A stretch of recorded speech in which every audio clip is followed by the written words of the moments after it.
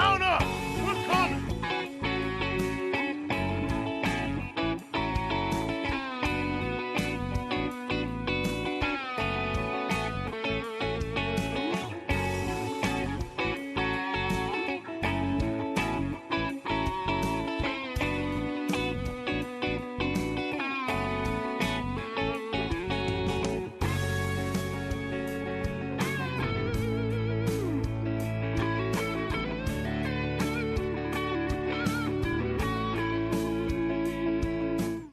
Hey everybody, welcome to another episode of Purple Insider, or should we call it Receiver Watch 2025? Yeah, that's kind of where we're at right now. I even made a little graphic there. Receiver Watch 2025, not to be mistaken with Ron Burgundy's Panda Watch, but that's how it's begun to feel. Night in, night out, day in and day out. Like yesterday, I'm getting ready to go to the Lynx game. I'm like, should I go? Should I not go? You guys are going to trade for Adam Thielen while I'm at the game? And then, I'm going to have to run out of there, run back and do the live stream and everything. And kept checking the phone.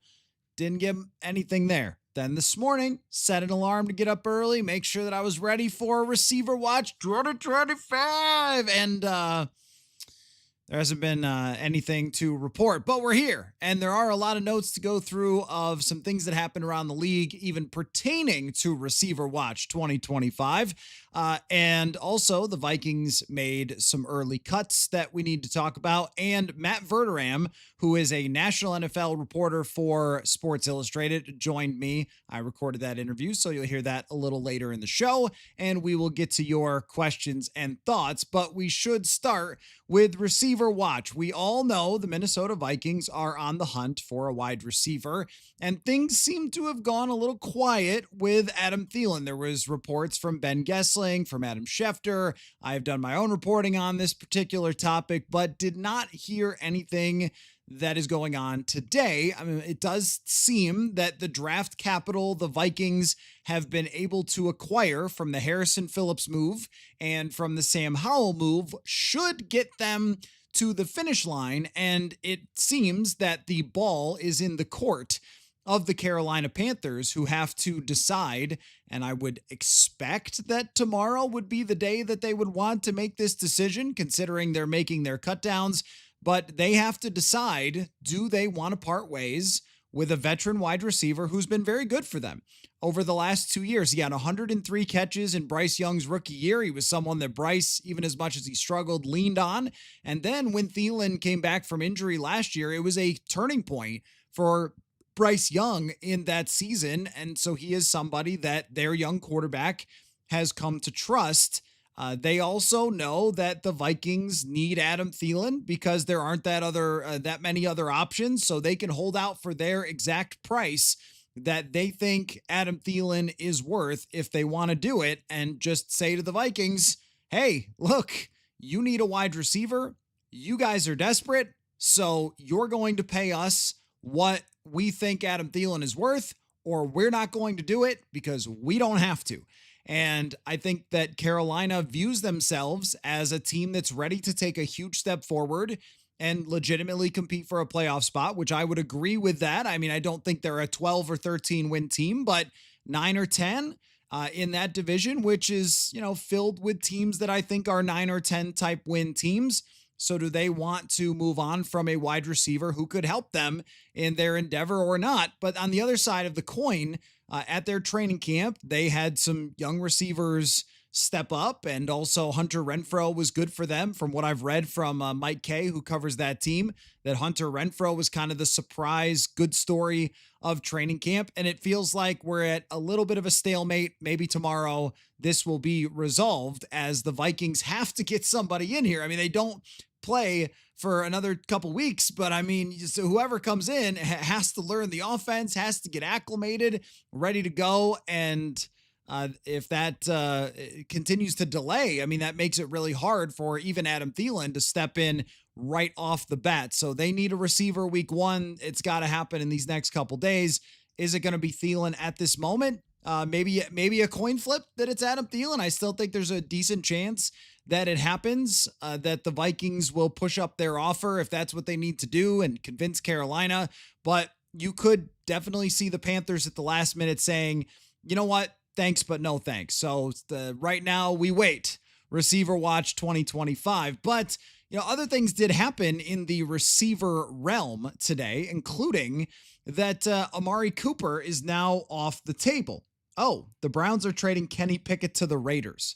That was my second option, if not for Carson Wentz. So there you go. Kenny Pickett now a backup Raiders quarterback, and Cleveland will have more to discuss with their quarterback situation than we've already seen the last couple days. But the earlier news was that Amari Cooper, who I couldn't find any information from whatsoever, no social media posts, no reports, no his agent told somebody whatever this, that, or the other thing, and then all of a sudden, here's Amari Cooper. And he is back with the Las Vegas Raiders. So he goes back to where he spent time, a lot of time in his career. And that's another option that now is off the table for the Minnesota Vikings. But maybe when one door closes, another door potentially opens, because with the signing of Amari Cooper came also the news that Jakobi Meyers, who is a wide receiver for the Las Vegas Raiders, has been very successful with them the last couple years. He is unhappy with his contract situation, and he is asking for a trade. And I was just reading some stuff from the Raiders reporters on this, and they were talking about how the Raiders have kind of gotten very cheap with their players, and Meyers is somebody who has earned a potential extension for them. He is 28 years old, going to turn 29 this year.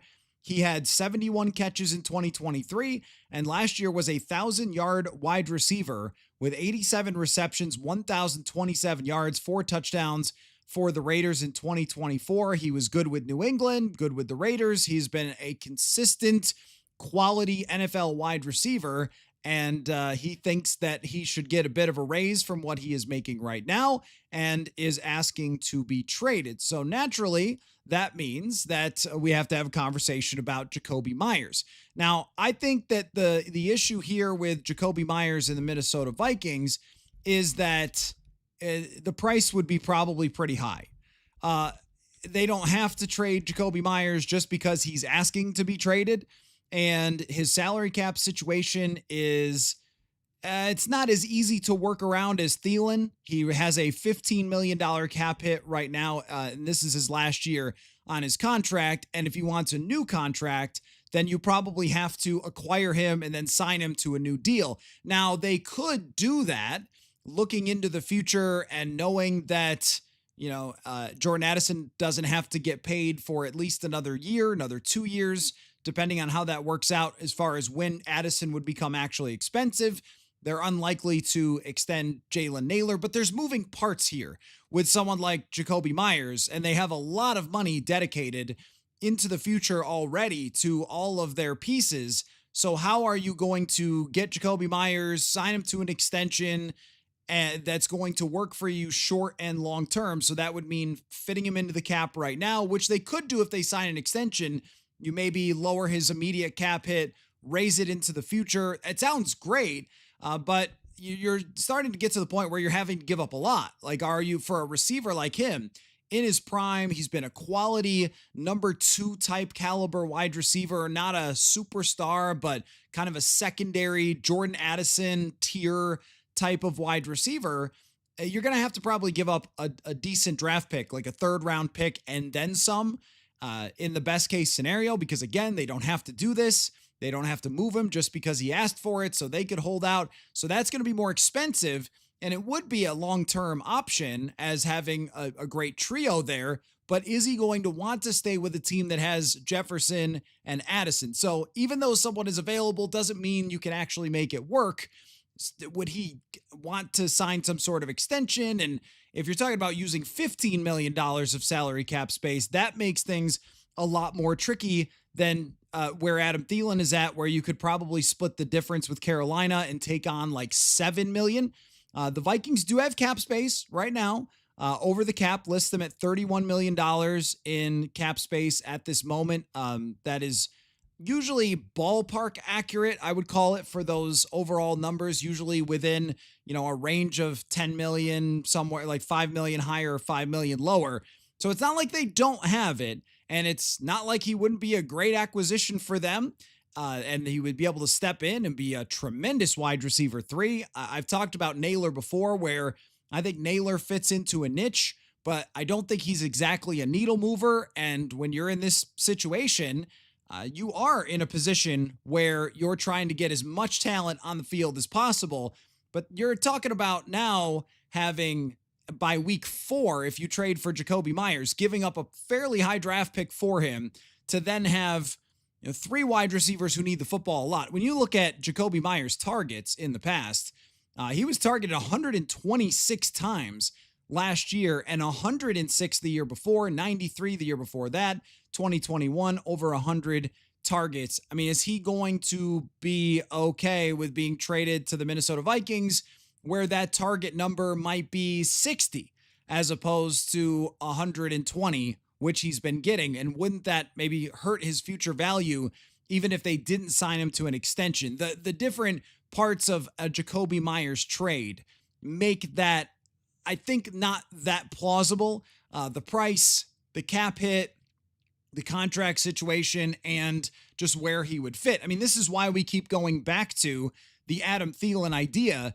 because it all just kind of clicks together, where you have Adam Thielen on a reasonable contract that you can fit into your salary cap situation, and it's a 1-year deal, and it's coming back home, and it's an offense that he knows, and I'm sure that his expectation is not to be the number 1 wide receiver over Justin Jefferson or number 2 over Jordan Addison. It would be just contributing on a team that's really, really good. Like, all that fits for him. It does not fit so much for Jakobi Meyers. Now, if they got him, that would be fantastic for the offense, because this is just a really excellent football player, and we would hear about 3 deep, and he would get to play the Jake Reed role, and et cetera, and that would be as good as you could possibly get. So I think if you're the Vikings, yes, you make a phone call to the Raiders to at least say, okay, so, what are you asking for? Whoa, what do we got here? What do we got here? Do we got a trade? We got a trade? Oh, wow. Okay. Now, this is not the receiver trade that we've been looking for, but this is interesting. The Vikings have traded a 6th round draft pick. They have traded Mekhi Blackman for a 6th round draft pick. Mekhi Blackman traded to the Indianapolis Colts for a 6th round draft pick. So I guess the best way I could put this is that our read on the situation with Mekhi Blackman was right. That something just was not clicking with Blackman during this entire training camp, during this entire preseason, and now he becomes an Indianapolis Colt, and the Vikings get another 6th round draft pick back, stacking them all together for a receiver watch. That is, I think, not surprising that they would move Mekhi Blackman. And it also opens the door now for, are they on the phone with Stephon Gilmore? Are they on the phone with other teams about trading for a wide receiver? The Broncos cut someone earlier, a corner that has experience, that now I will be interested to see if they go after him or if they are going to sign another cornerback very soon, because I don't know exactly what happened. Asante Samuel, I guess, has been thrown out there a million times, but maybe at some point that does come to fruition if he is in good enough physical shape. But with Mekhi Blackman, it's just a strange arc for him, where when he arrived, there was a lot of debate over the Vikings drafting him in the 3rd round because he was not projected as high. And he seemed like the exact type of Brian Flores player, where he was good at playing the football. He was very physical, kind of a relentless type of guy. And when he got in the game in 2023 and played about 450 snaps, he was pretty good. He had his moments that were down moments, as any corner does. He got mossed in the end zone in that Broncos game. And there was the one play where he kind of stopped running, and T. Higgins made one of the craziest catches that I've ever seen in my life. And maybe Blackman could have knocked it down if he didn't think that his teammate was going to pick it off, or whatever exactly happened there. But Then Blackman, gets the ACL tear. He was set to be a starting outside corner for this team in 2024. That's how confident they felt in him to start 2024. And he ends up tearing the ACL in the first training camp practice of the year, comes back this year. And I even thought at that point that Mekhi Blackman was going to just be the third corner. I thought he was going to take over that Shaq Griffin role. He was going to fit in with Isaiah Rodgers and fit in with Byron Murphy Jr. And there's your starters, and Jeff Okudah's your backup, and you feel pretty good about that, and off you go. But for whatever reason, it just never clicked this year for Mekhi Blackman. It may have been confidence in coming back from that injury. He just did not play the same way that we saw from him in 2023 camp or in 2023 games. It felt to me like Mekhi Blackman had lost the nerve to be as aggressive as he was. Because what I liked about him as a prospect, and I think what Brian Flores liked about him as a prospect, and you could go back and look at this, his PFF grade was a 90 when it came to tackling, was the aggressiveness. And he had violence. He was not a huge guy, but he had violence. And, invoking the name Antoine Winfield is always like, I'm not trying to make that comparison, but sometimes the undersized guy, like he's gotten here through, a big heart and guts and physical play and all those types of things. And I kind of thought some of that with Mekhi Blackman, and it just was not there. It looked like he wanted to stay as far off as he possibly could. He was not aggressive in going to make tackles in preseason games. He didn't really want to play the football, and his coverage was not very close when it came to wide receivers. And then in the last game, he commits a horrendous penalty on a third down. And look, even if you're playing in the last game, it's pretty telling. But the fact that you're not even playing well. And when we look at Blackman, I'm curious actually now to look at his preseason grade from PFF, because the last time I looked, it was really not good. And for somebody who played that many snaps, that was the red flag for me. Oh, it was very bad. He played 117 snaps, which is crazy for a guy that we thought was going to be a starter. And he had a 47.4 PFF grade and a 40.9 in coverage. He allowed 8 completions on 12 targets into his coverage, including a touchdown, and committed a penalty. It was a miserable off-season summer for Mekhi Blackman, and now he's going to get a new start with the Indianapolis Colts. This was a draft pick that I thought was going to work out for them. So now the Kwesi can't draft people, you get another feather in your hat. But I got to tell you, this was one that I don't think anybody really saw coming, that this player who looked promising and looked like they were on the upswing was going to have this injury, miss a year, and then totally change as a player. And it might have been, some of it might have been, and then this is only just taking some guesses at it because I've seen this sort of thing before, is when they brought in Jeff Okudah, he might have thought the writing's on the wall here. Like, I'm just not going to start over somebody that they really like. And there wasn't the same drive for Mekhi Blackman as there was before. These are only just attempts to kind of figure out what exactly happened there with Blackman, but clearly they were not pleased with the way that he came back from that injury.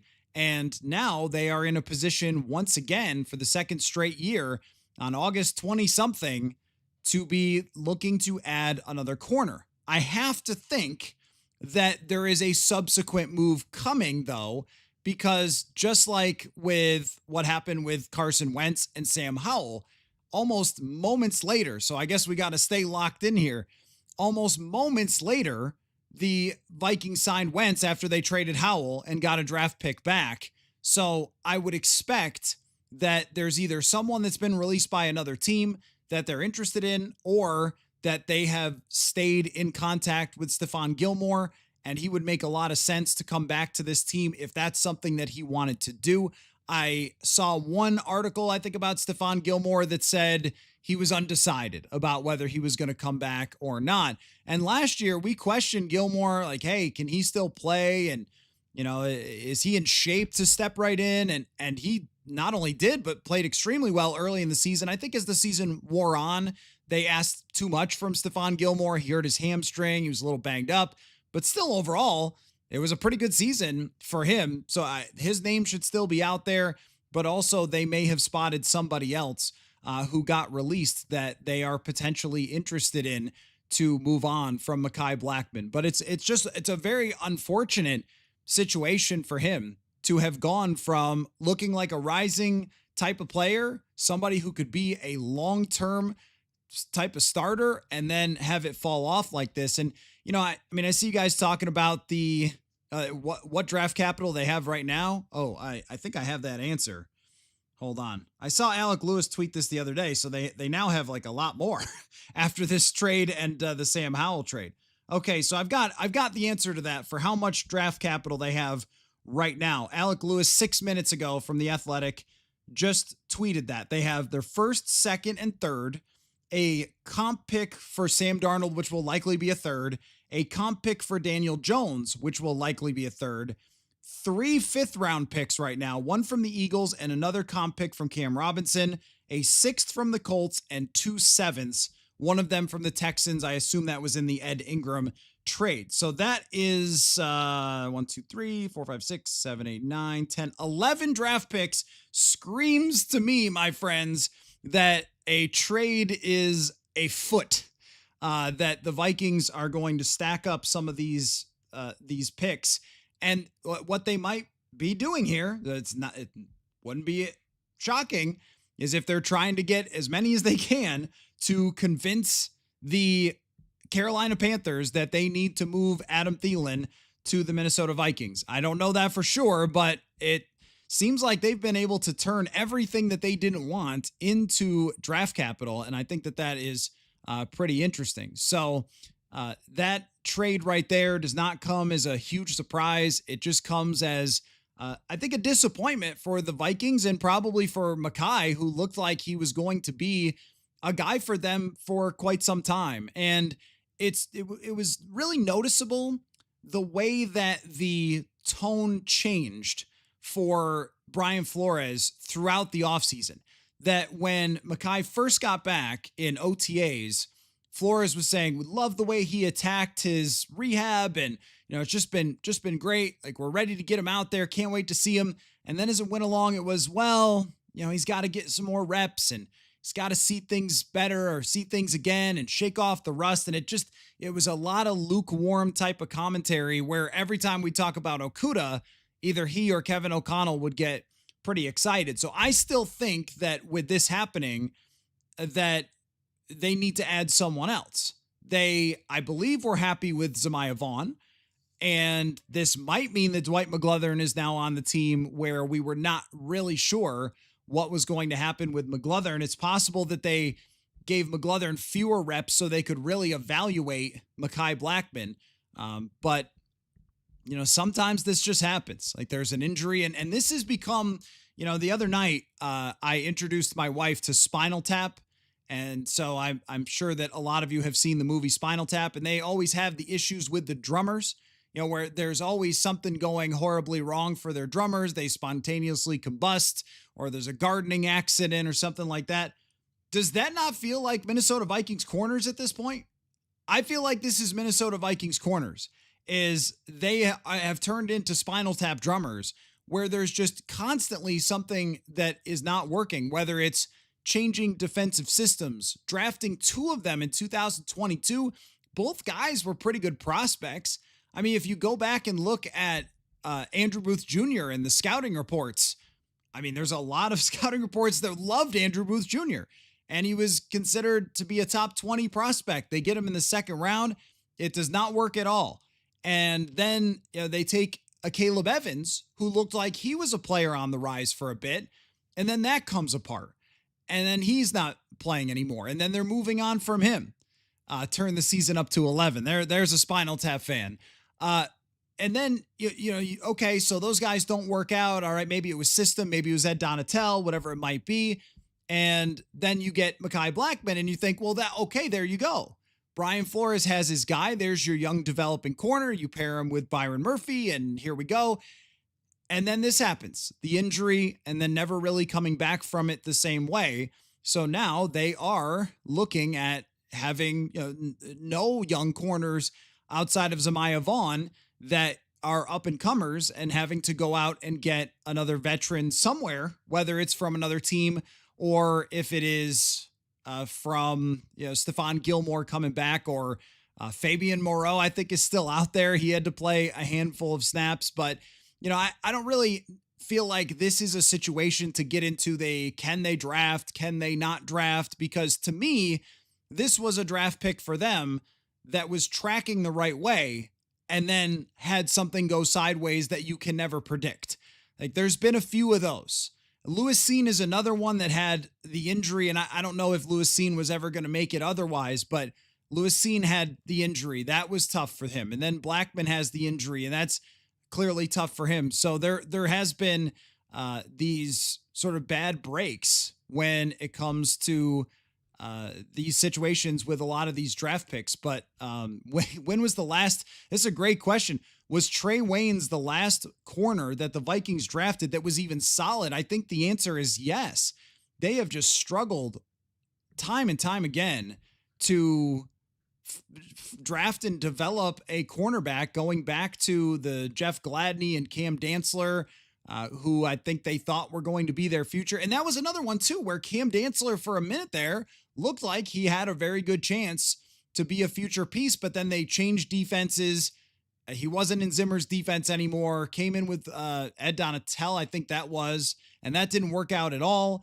And then, they make the change from there. So there has just been one reason or another that corners have not worked out, which I guess is why Mike Zimmer used to say all the time, oh, great pull. Yeah, Mike Hughes. I forgot about Mike Hughes, that he was another one where Hughes had a good start to his career, had that pick 6 against San Francisco, and Hughes is still around, right? Like he's become an okay NFL player, but maybe never what he was set to become. So, I mean, even that was a bad break too. He had a neck injury and then he went out. And so there's just been a lot of those issues. And, when you guys are talking about the draft and understandably the mistakes that have happened or the players that haven't worked out, I mean, I get it with the picks that have gone sideways. This one to me, though, is, when you guys are talking about fire their scouts or why can't they draft or whatever, this one just doesn't fall into that category for me. This one is a different evaluation for me. And I actually think, somebody made the crack like, oh, is it genius to turn a 3rd round pick into a 6th? Here's where I think it is smart, is just realizing this isn't working with a guy. You drafted him, you liked him, you wanted him to work out, but what we saw in training camp and preseason was terrible, and it's time to just bail. They have not held on to guys that weren't working. I thought they stuck with the Ed Ingram experience a little too long, but the same thing there, where as soon as it wasn't working, they put in Dalton Reisner and they moved on. This wasn't working with Mekhi Blackman. They trade him for a 6th round draft pick. And if they turn that into a wide receiver, then, well, you got something for nothing, because Blackman was going to be nothing, I think, on this defense when he was getting significantly outperformed in training camp by Jeff Okudah and by, Zamaya Vaughn, who's an undrafted free agent. The other part of this, though, is rather than turning this into a whole recap of the whole draft history, which to me is just not relevant. Like there's a season to play. I'm not too concerned about going through all that. We'll have next off season to figure that out, because if Dallas Turner and JJ McCarthy are good, the draft history is going to look a lot different, and we won't worry so much about a 3rd round corner that had an injury and didn't work out. For me, this is all about the short term. And when we look at this entire team and we go across the board, okay, hold on. Schefter just tweeted something. I've got to read that first. Okay, just recapping how many picks the Vikings have. If I see Schefter pop up, I have to immediately stop because we don't know what's coming next. So when we go through this roster across the board and we look at their offensive line, their backfield, their receivers when they're healthy, the tight end room, the quarterback is a 1st round draft pick who had a very good training camp. He's ready to go. The front 7 is ridiculous.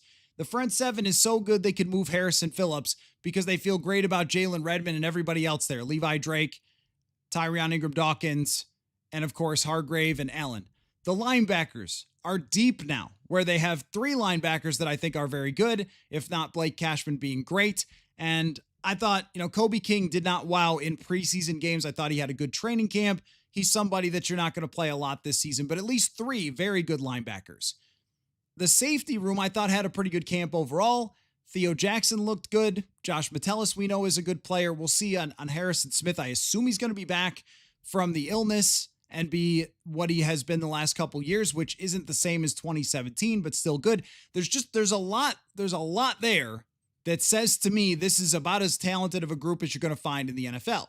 I mean, you have two superstar edge rushers, two guys who have been superstars in their career on the interior. You have another first-round draft. I mean, there's just so much to work with here. But there's one position that is now a little scary, and that is corner. I thought that Isaiah Rodgers had a good training camp, and he made plays on the football, and he has really excellent speed, great instincts for the position, a little bit of aggressiveness. He's not huge, and there's going to be some times where Isaiah Rodgers gets beat by somebody rising up over him. Like, that's going to happen because he's not a huge guy. It's kind of like Byron Murphy. That happens sometimes. It's just going to happen. He's not 6'2".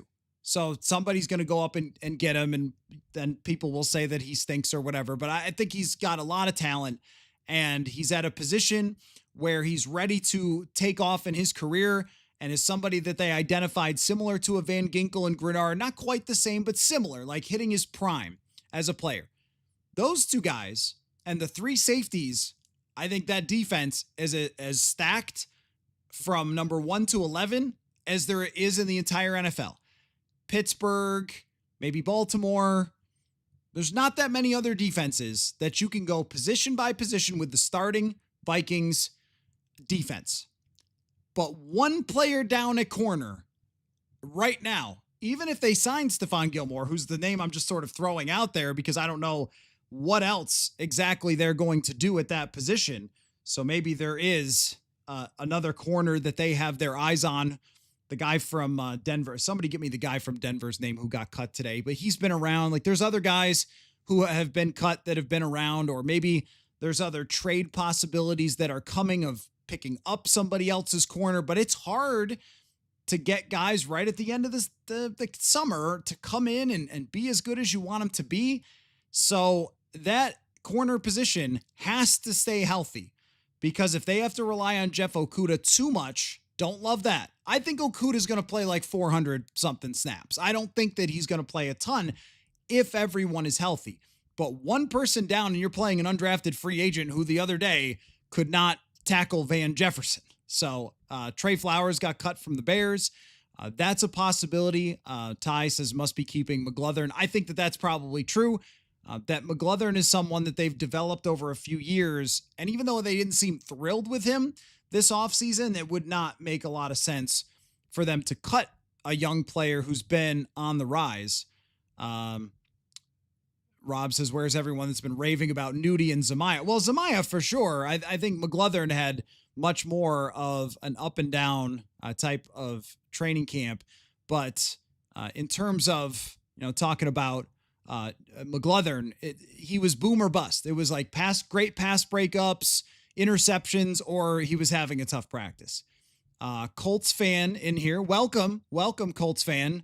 What can we expect from Blackman? Well, here's my hope for Mekhi Blackman, Colts fan, is that in a different system, in a different environment, that maybe he gets back what he was before he got hurt. That maybe there's confidence, self-belief, the aggressiveness that he once had, and playmaking on the football that he once had that just wasn't there for the Vikings this year. There's a major concern, I think, as the Colts, for them, as they acquire Mekhi Blackman. They should be majorly concerned if they watch his preseason and the lack of aggressiveness. But I also think that it's not impossible that some of that was just being down on the situation. And I don't want to say sulking because I don't know that, but it does happen sometimes where it feels like you've gotten passed up It feels like the team doesn't love you the way that they once did after the injury, and it's just harder to be the same version of yourself. Mekhi Blackman was once, I think, a very solid looking corner who now does not look anything like what he was 2 years ago. But in a different place, maybe we're talking about halfway through the season, Mekhi Blackman's done well for the Colts, and we're saying fire Kwesi. So I don't know. But I think it just tells you a lot. It tells you a lot. The Dolphins cut a corner. Yeah, I mean, Mike Hilton. I mean, that's a veteran player. That's another veteran player.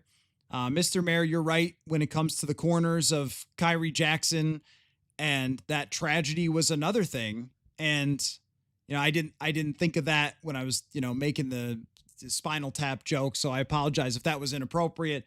But when it comes to like different things happening and injuries and an unfortunate incident, I mean, with losing Kyrie Jackson is another one that he was a very highly thought of prospect within the building that was expected to be a big part of this. And they've just, even Jeff Gladney had some moments where it looked like he was going to be on the rise, and then they ended up having to cut him because of the domestic violence issue. And then there's injuries and all sorts of different, things like that. So it has been a really rough ride for the cornerback position in recent years. So Asante Samuel Jr.'s name has been brought up many times. I just don't know where he's at physically in that situation. I guess we're going to have to see if he actually wants to play. Or if he is too injured to play, or what the story is. I'm sure he wants to play, but if he is medically cleared to be able to play, would be part of the conversation there, I suppose. So let me get back to a couple more things. Timothy, with Stephon Gilmore, I don't know where he's at. If he wants to come back, there's also Rasul Douglas, who visited some teams and then did not, sign with those teams.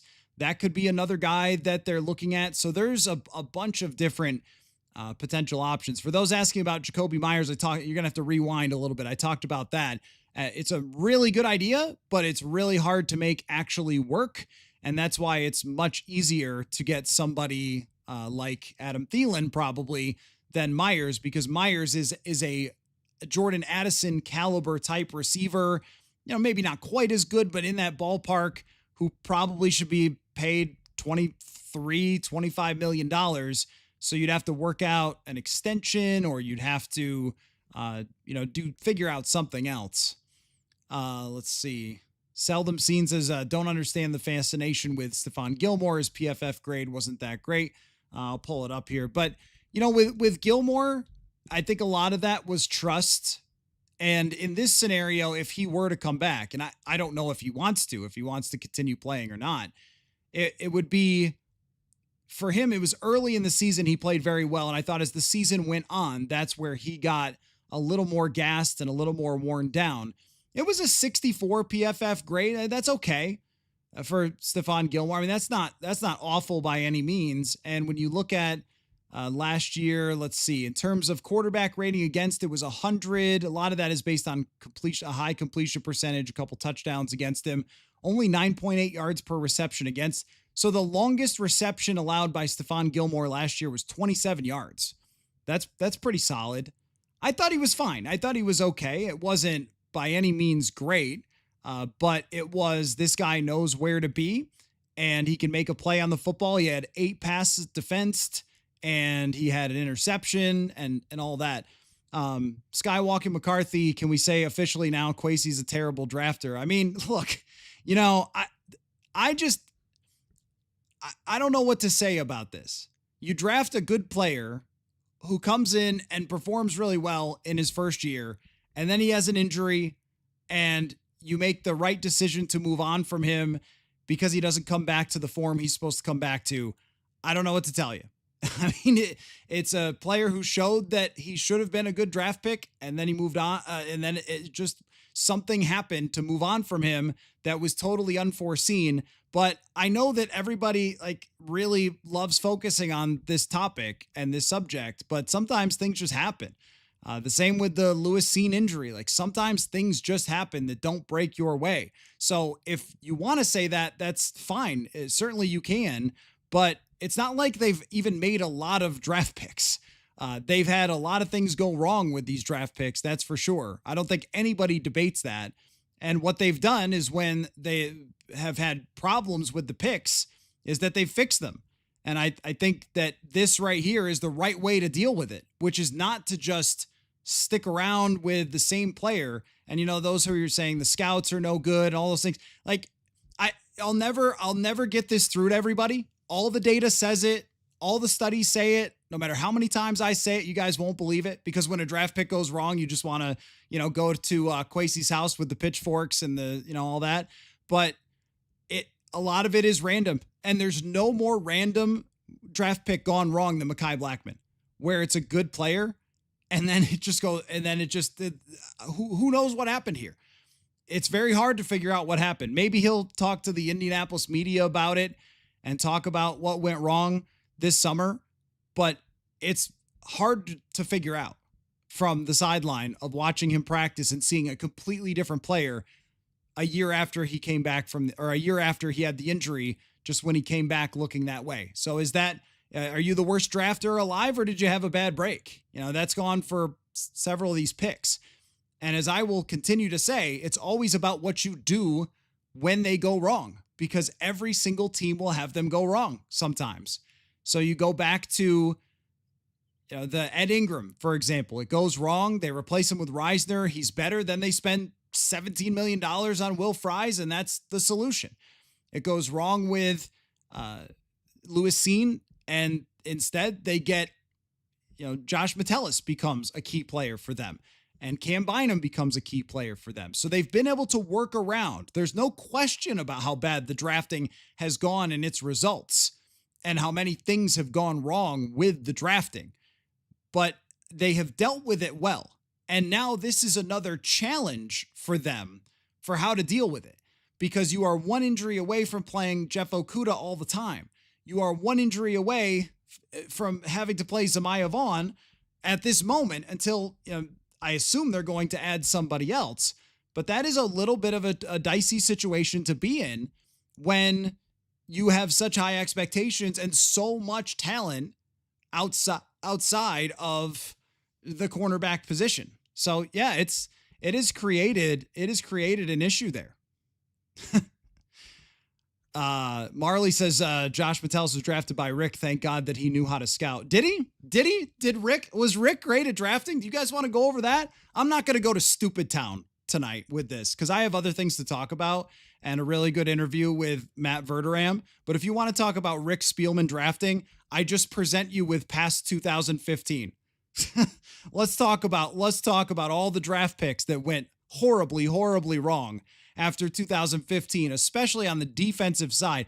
I did this one time. I went through every pick after 2015, and they drafted like 25 defensive players, and I think 3 became good. I think it was Bynum and Metellus, and maybe one other player became good of all the guys they drafted past 2015. I mean, that's just laughable. That's just absolutely laughable. This team has built a very, very good roster, and they were relying on somebody who had been good in Mekhi Blackman to create depth for them at the cornerback position. And sometimes, as a team, you show up at training camp with all the expectation on your depth chart sheet. This should work. This should work. This should work. Why would you think somebody who had, if we go back, I'll pull it up, Mekhi Blackman, where he was at. Why would you, if you were the Vikings, think coming off an ACL at 26 years old, which is hardly old, and it's hardly an injury we haven't seen a million times before, somebody who played 434 snaps and had a 71.8 PFF grade, 90.3 tackling, and 71.8 coverage grade, and that was despite that play against Denver, allowed only a 63% completion percentage into his coverage, 87.8 rating into his coverage, and 0 penalties for Mekhi Blackman in 2023. Why wouldn't you think that would work if you showed up to training camp? Of course, you would think that this will create very solid depth for you.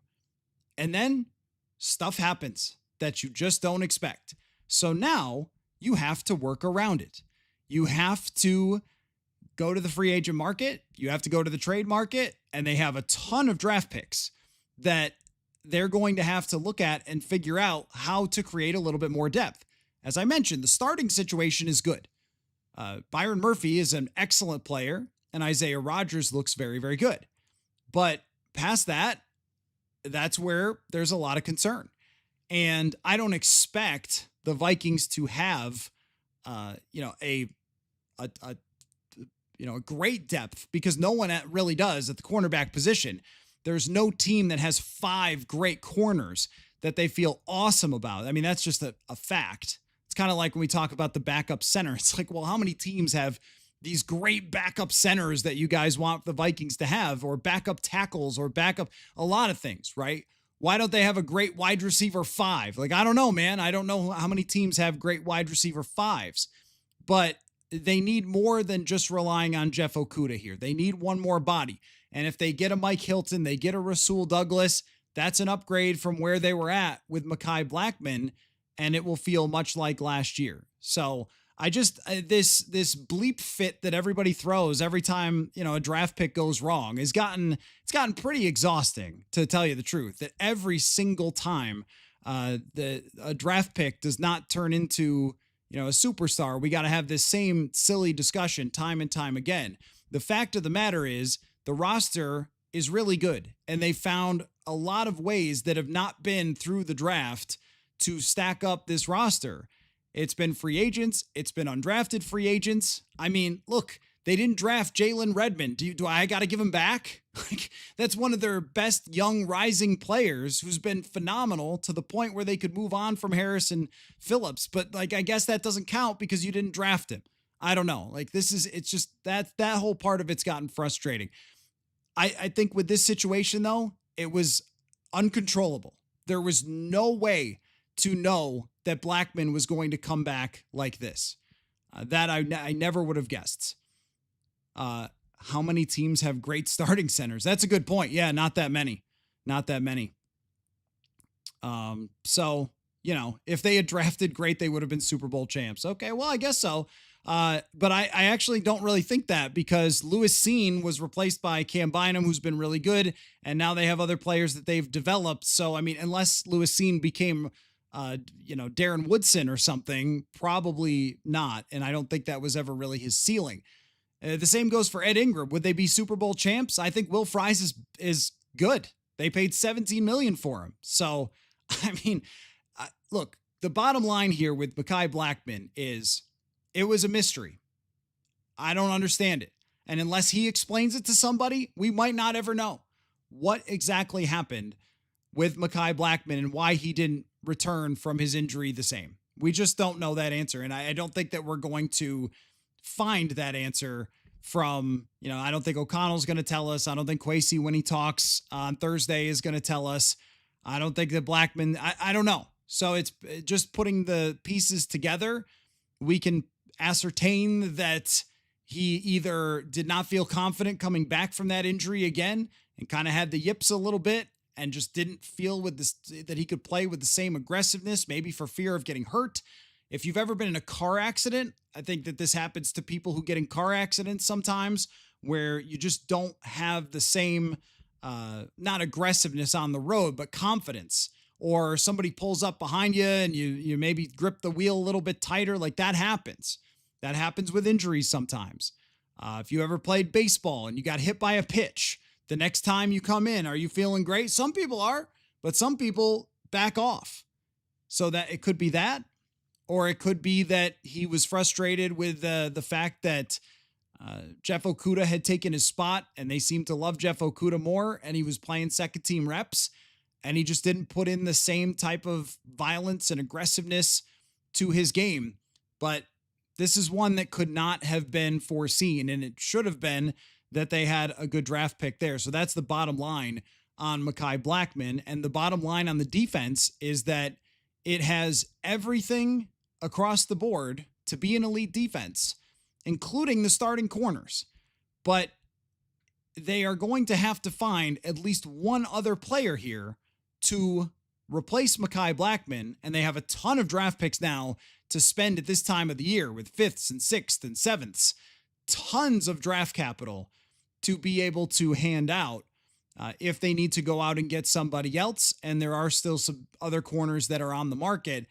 I am certain that the answer is coming. We just don't know what the answer is right now. So there were a couple other things I wanted to get to other than just the Mekhi Blackman, like let's go over the same thing over and over again with the drafting and rehash that.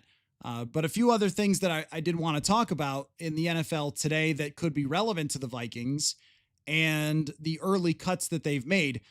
There was a returner cut today. If you guys are looking for a returner, DeAndre Carter. Amari Cooper was the other one. DeAndre Carter. So they could be looking at a veteran returner. Seems like every year those guys get cut. And Cam Akers was released by the New Orleans Saints. Only a matter of time, folks.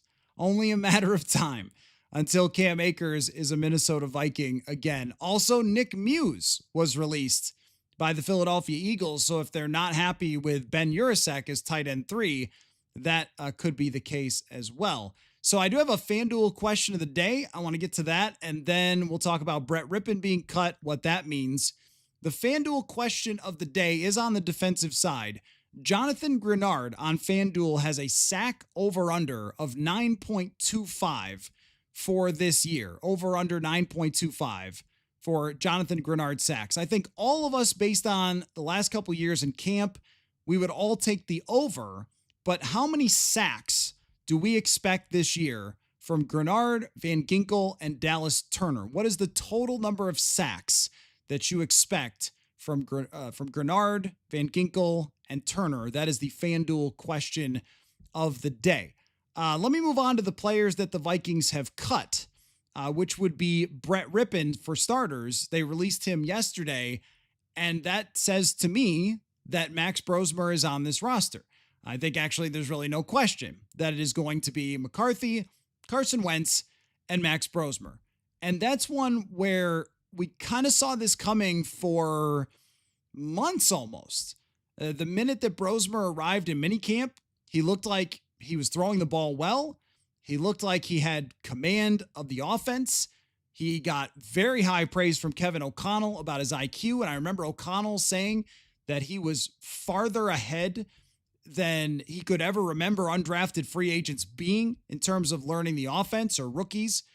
And that showed during all of training camp, all of preseason, that I think that in Brosmer's case, had they released him, that somebody else would have picked him up, that he would not have made it through to the practice squad with the quality of play that he put, especially on tape during the preseason. And the Vikings have something there for the future. I think as a future backup, you get 1 year out of Carson Wentz and then Max Brosmer as the QB2, maybe long-term, maybe over multiple years, could be the backup quarterback of the Minnesota Vikings. That's another good find. And that's where it's also kind of funny, right? Like, I don't know. We talk about the draft and Zamiah Vaughn beats out. This is the funny part, right? So Zamiah Vaughn beats out Mekhi Blackman for the backup corner spot. It's an undrafted free agent, so I guess since they didn't draft him, they can't draft. But also, like, is that good? Like, for them, for their young players, when they get undrafted free agents, they get an undrafted quarterback who not only makes the team, but looks like he has potential in Max Brosmer. So I wrote an article on him a little while back. I tweeted that out. You can go find it if you want to at purpleinsider.football. But what really stuck out to me, I just want to read you a couple of quotes from Quincy Avery, who is a Minneapolis-based quarterback trainer. I mean, he's trained many, many star quarterbacks. I think Jalen Hurts is also trained by Quincy. So he's, not just here in Minnesota, but he's from Minnesota, one of us. And he's been working with Max Brosmer for a really long time, actually. And when I did my story on Brosmer, what Quincy Avery told me was, and I quote from my article, he operates on a different level and people trust him. He could basically install the offense they were running, meaning with the Gophers. He has the highest level of football knowledge, and that's why he's been successful. Of course, he could throw, but his ability to do all the little things on the mental side is what really separated him. And Avery told me that he feels like he's a football savant and he will be a coach someday quickly after he's done playing. But I also thought he threw the ball really well. Really well. for somebody who is not the biggest guy. And Quincy talked about how his technique is very good at throwing the football. So that's a win for the Vikings to have a backup quarterback in the future, I think, in Max Brosmer. And he's got a great scenario here where he can get an entire season to develop and then be ready for that role. I think a lot of folks wanted him to be QB2 after seeing how well he played. And I totally get that. And I get why, you'd see the young quarterback play well and you want the unproven guy. But I think it's much better to have Wentz here and Wentz take on that QB2 role and then Brosmer develop and develop and develop. So, I think that is a big win for the Vikings to have a future backup. And then, the other part is too, backups cost money, and he will be on that undrafted rookie contract next year if he wins the QB2 job. So I would guess he'd be in part of a competition, but a good quarterback to be developing as a backup as they go forward. So Max Brosmer appearing to make the team after they cut Brett Rippon. Another note there for who they cut. 3 guys stood out. RIP the punt competition. We tried so hard to make it a thing. We really did. They did. Everyone did. Everyone wanted it to be a thing. It was not a thing. Ryan Wright was probably always bound to be the starting punter, and maybe they'll bring Chapman back on the international exception, but they cut him today, so that makes me wonder if it's going to happen. Clearly disappointed with his holding ability. The 2 misses from Will Riker, it's just not the same. Like, Ryan Wright's very good at holding, and we went over that. The Australian sidewinder type of punts were fun to watch, and fun to watch the punt returners be confused, but I don't know if he has the power of someone like Ryan Wright. So it was fun while it lasted, talking about Oscar Chapman. And the other 2, neither are surprises, but were guys that we did talk about that have already been cut: Silas Bolden and Logan Brown. So Bolden was in the punt returner competition all the way through training camp. Clearly didn't do enough in that returner discussion, wasn't going to bring anything to the table as a receiver. And Logan Brown was one of the highest paid undrafted free agents on the team this year. They really spent to bring in Logan Brown, and he was another one that was a bit of a mystery. He started off like pretty well and was getting second team reps, and they were switching back and forth between he and Walter Rouse, and some foolish reporter had him on a 53 over Walter Rouse early in training camp. That was me. And then it just changed. And I don't know what exactly it was, but he went from playing second team left tackle when Justin School was with the first team to third team, and then never left the third team. It was after, I think it was really the night practice was when I noticed the change, where I was like, oh, why isn't he with the second team anymore? And then Leroy Watson, who they just cut, also, he started moving up to the second team. And I was like, I don't really know what happened there. He must have just got outplayed. And then when it came to the preseason games, it was just a total failure to launch. He was third team the whole way, didn't play particularly well. And so Logan Brown gets cut today. And that's why I always warn people about falling in love with the undrafted free agents. It's, they will let you down and they will break your heart because you look at their college resumes and you go, wow, this guy could be the next great thing. And the Vikings have found these undrafted free agents. So this will be the next guy and this will be the next guy. And, sometimes it just doesn't work out. So Seldom Seen says Lewis Seen was always going to be terrible. Well, that might be true. You might be right. He did break his leg in half, though, so I think we at least have to add that into the discussion. Saucy Nicey, I think, or Nikki, Saucy Nikki, sorry, says, how many more guys need to be cut? And thank you very much for the super chat. I'm trying to think of how many they've released so far. Is it 14 so far? So you'll have to do the math for me. Got to go from 91 to 53. The 91 was Oscar Chapman. So whatever it takes from there. But we'll do the show tomorrow for sure, breaking down the initial 53-man roster. And then they'll have a practice squad the next day. We'll talk about that. We'll hear from Kwesi on Thursday, and we'll talk about that. So there's still a lot to happen with this roster. But those are the initial cuts and the reactions to those.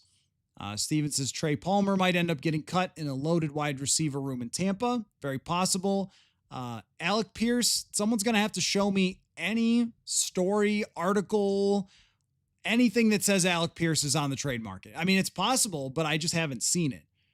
Aaron, does Ambry Thomas make the 53? That would be really surprising because Ambry has not seen a whole lot of work in training camp or preseason. I was more or less counting him out, but it's possible. I think that they're much more likely to just go into the late free agent market here or make a trade that they wouldn't do this if they didn't already have something in mind. We're just waiting for the answer. So if they already were looking at a Mike Hilton who got cut by the Dolphins, or Rasul Douglas who's out there, or Stephon Gilmore, they will probably make that move fairly soon. If they have a trade in mind with all these draft picks, then that is probably up next as well. I don't know if what kind of name it would have to be for an emergency podcast, or maybe we'll still be podcasting. I guess we'll have to find that out. But they have to have somebody in mind for who they are going to replace Mekhi Blackman with. It's actually funny. I gotta say, I have never seen such a disdain for a punter. I mean, I can't remember the chat ever having any opinion on the punter, but you guys can't stand Ryan Wright, which is odd to me. I mean, the numbers are okay. They're not terrible. I mean, last year they were, I think, 6th when it came to punts inside the 20-yard line, and returns against, it wasn't that bad. Starting field position, it wasn't that bad. That it's kind of odd. Like the rage that I see constantly for Ryan Wright, I just can't remember a time where I've seen it before. And the fact that he is a good holder, it does matter. It does, maybe that's something that you just sort of dismiss, but if he helps your kicker, then that's kind of big too. But I just think, like, you can have that opinion. It's just, I don't know. I mean, it's the Ray Guy isn't here, I guess. I think he's been mostly fine. Thought he had a pretty tough 2023, pretty good 2022. I don't know. Don't punt. Don and Bethany says to the FanDuel question, 35-40. I think Turner will break double digits and Grenard will be close to 20. Oh my gosh. Wow. You are super, super high. I think when it comes to the FanDuel question of the day, that if you're projecting 10-12 from Grenard, another 8-10 from Van Ginkel, and 6-8 from Dallas Turner, I think that's probably the most reasonable. Like you're thinking that, Michael Strahan and Lawrence Taylor are coming here, Chris Dolman and Jared Allen. I don't know if it's quite going to be that much. If it is, then you are 100% a Super Bowl team. I mean, if that happens, if you get 35-40 sacks out of those guys, that would be wild. But, I don't know. That's a little much. I think that there should be high expectations there. So Clancy says, we'll never understand the idea that you have to be great immediately for anything to be good. Guys only had one draft you can reasonably talk about to be evaluated. Look, I mean, the thing with the drafting is it is very clear. Just it's the fact of the matter that most of the draft picks have not worked out so far. And it's also the fact of the matter that they have one of the best rosters in the NFL. And drafting, as we have seen, as we have been talking about, is often about luck and just do you hit or not when you roll the dice. And with Mekhi Blackman, I thought that was a hit, and it turned into not a hit. So punter rage running rampant. That means we need football. I think that's where it's time to need football, is when you're angry at the punter. Blinky says, with all these draft picks, the Vikings, could the Vikings, maybe if not now by the deadline, pull a 2021 Rams and go all in? I mean, that is the curious part of this, is are they stacking all these picks by moving guys who lost camp battles to load up to do something big? and they have a decent amount of cap space, and we've thought that it was the Adam Thielen type of thing. And maybe Carolina wants 3/6 or something. I don't know. Maybe they are trying to make sure that they don't have to trade out of the third round or give them the third round pick or whatever it might be. That would be too much. So maybe they're trying to just stack up enough to be able to get that deal done. But it's also possible, and we talked about Jacoby Myers to start the show. It is also possible that they have eyeballs on somebody else that could be an all-in type of move. As you mentioned, the 2021 Rams, they went after it. I mean, they got Von Miller, they got Odell Beckham. I mean, they really brought in every older player that they could, and they sent out draft capital, and they did the bleep them picks and all that. Would anyone be shocked if they went out and got Tyreek? Yeah, I mean, I would. I don't think that there is much of a chance of that, but what you're talking about, though, it's not unreasonable. I mean, I read the draft picks earlier. They've got 1 million of them now after trading Harrison Phillips, Sam Howell, and Mekhi Blackman, which it's so funny how you can go from a genius GM in the chat to an idiot GM in one day, which is you trade Sam Howell for a fifth, who had about the worst camp that I can remember since Kellen Mond and Sean Mannion. And they get a 5th round pick for him. And it's like, wow, what a great job. Let him cook. And then the next day he moves on because an undrafted free agent beat out Mekhi Blackman. And then something happened with his recovery. And then, all of a sudden, then you're the worst GM in the league. I guess that's how it works. Let's see. I mean, there are still players who are on the block at the moment. Trey Hendrickson got it worked out. Micah Parsons, that's one, but I don't think that's too possible. So Jared says 0 chance it's close to a 3rd round pick for a 35-year-old receiver. It will be cheap. If it was cheap, Jared, if it was that cheap, then they would already have Adam Thielen, I think. What you have to understand about the situation is that it is about leverage is what the Adam Thielen situation is about. Carolina does not have to move Adam Thielen, and the Vikings really want Adam Thielen. So when you are in that position, then you are able to wait and hold out and, do whatever it is that you want to do for your price. If you're Carolina, you could say, we don't have to move him, so we're just going to wait till you come to our price. And if that price is, a pick swap from the 3rd to the 4th and 2/6 or something, they could just wait. And they could just say, you know what? We're going to make you do this. What is the amount that I would give up for Adam Thielen? I think that it probably is something like I just said. Like if Carolina would only do it for a swap of 3rd and 4th round picks in 2026 and then 2/6. Okay, that's fine. I mean, 6th round picks, what are we talking about there? Swapping from the 3rd to the 4th. I expect Carolina to be better. I don't expect Carolina to be great. I expect them to be just okay. Mid 4th round draft pick, as opposed to I expect the Vikings to be good. Late 3rd rounder, you're talking about sliding down a handful of picks and then give them a couple 6ths. That seems completely fine with me for a receiver who has a really good resume and who has been here. Brand says, if I'm the Panthers, I wouldn't budge. Why should they? Well, because the Panthers are not in 1-year win mode.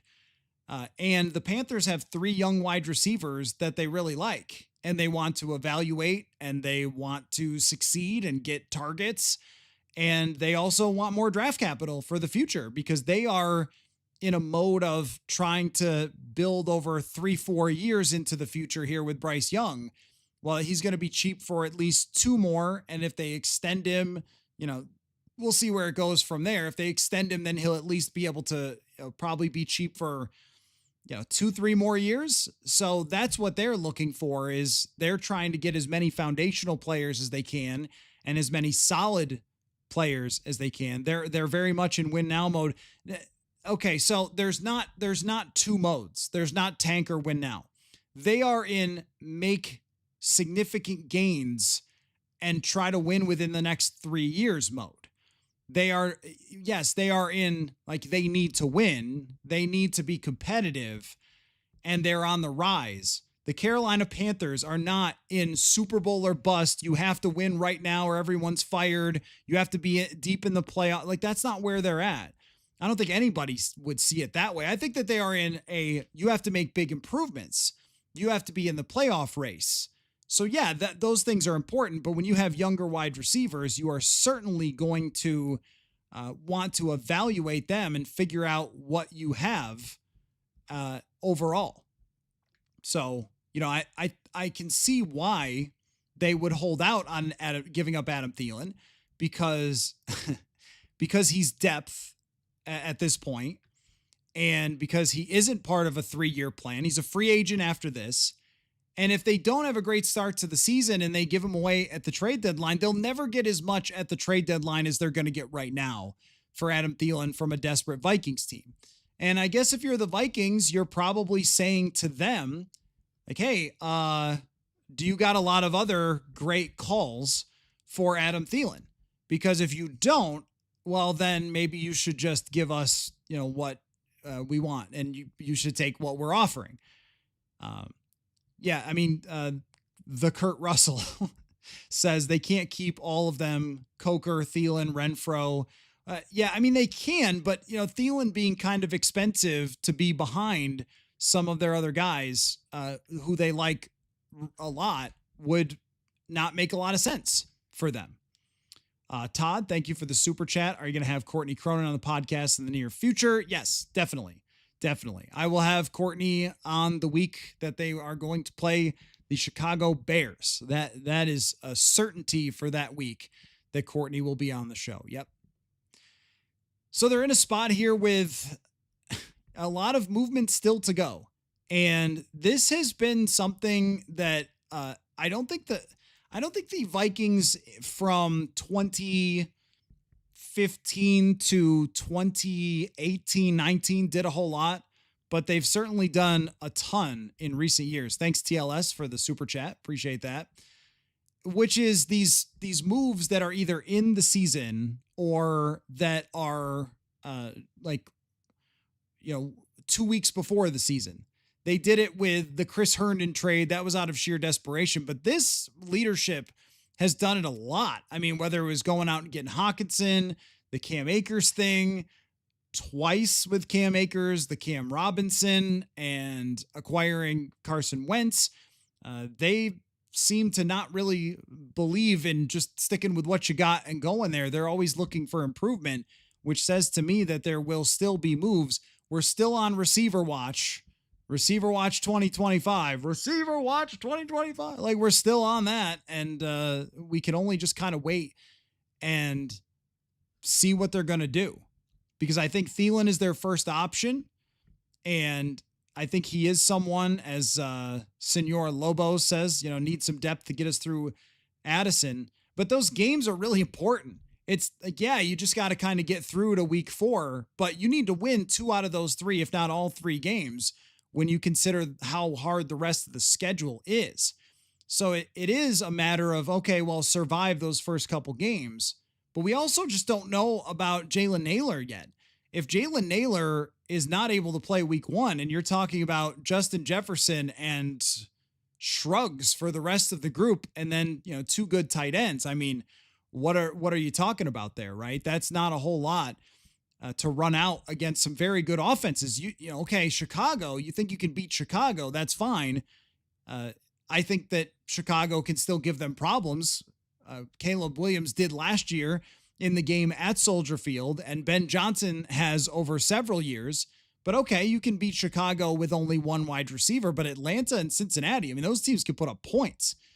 Those teams have big offenses, and a lot of times the offenses do beat great defenses, and we've seen that from the Lions in the last few years.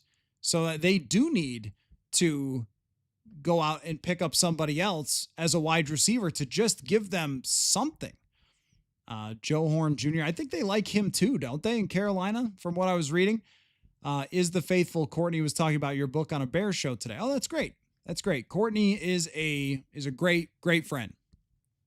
So she will definitely be on the show very soon. Andrew wants to sign Mike Hilton or Rasul Douglas. Those guys make the most sense. Those guys definitely make the most sense. And who would I rather have, Thielen or Renfro? Well, Thielen, I mean, we're 2 weeks away from the season. So Thielen, you need Thielen to come in, learn it as fast as possible, and just go from there. Robert says, I think if Adam isn't here now, he's not going to be here. The Panthers are looking to see if the Vikings blink, and I still feel like they might trade for a splash wide receiver. Certainly possible, but I think tomorrow is really the day. You can't go much past tomorrow. Like, that's cut down day, and then they get back to practicing, and off we go into the season. Like, if you're going to trade for Adam Thielen, you better get him here by Wednesday and get him going in the offense. Like, there is a clock that is ticking, and every minute that he's not a Minnesota Viking, that clock keeps ticking. So I do think that they need to make that happen very soon if it's going to happen. And you are right that Carolina can just sit there in the position they're in. They can just sit there and say, here's what you got to give us for Adam Thielen. We're not going to take anything less. And the Vikings can come back and go, what about this? What about that? And they go, we'll just keep him. But now the Vikings have so much draft capital, having moved Mekhi Blackman, that they should be able to meet the price. I would assume that at this point, unless Carolina, it just wants the world for a 35-year-old wide receiver, I kind of doubt that, then they should be able to meet the price.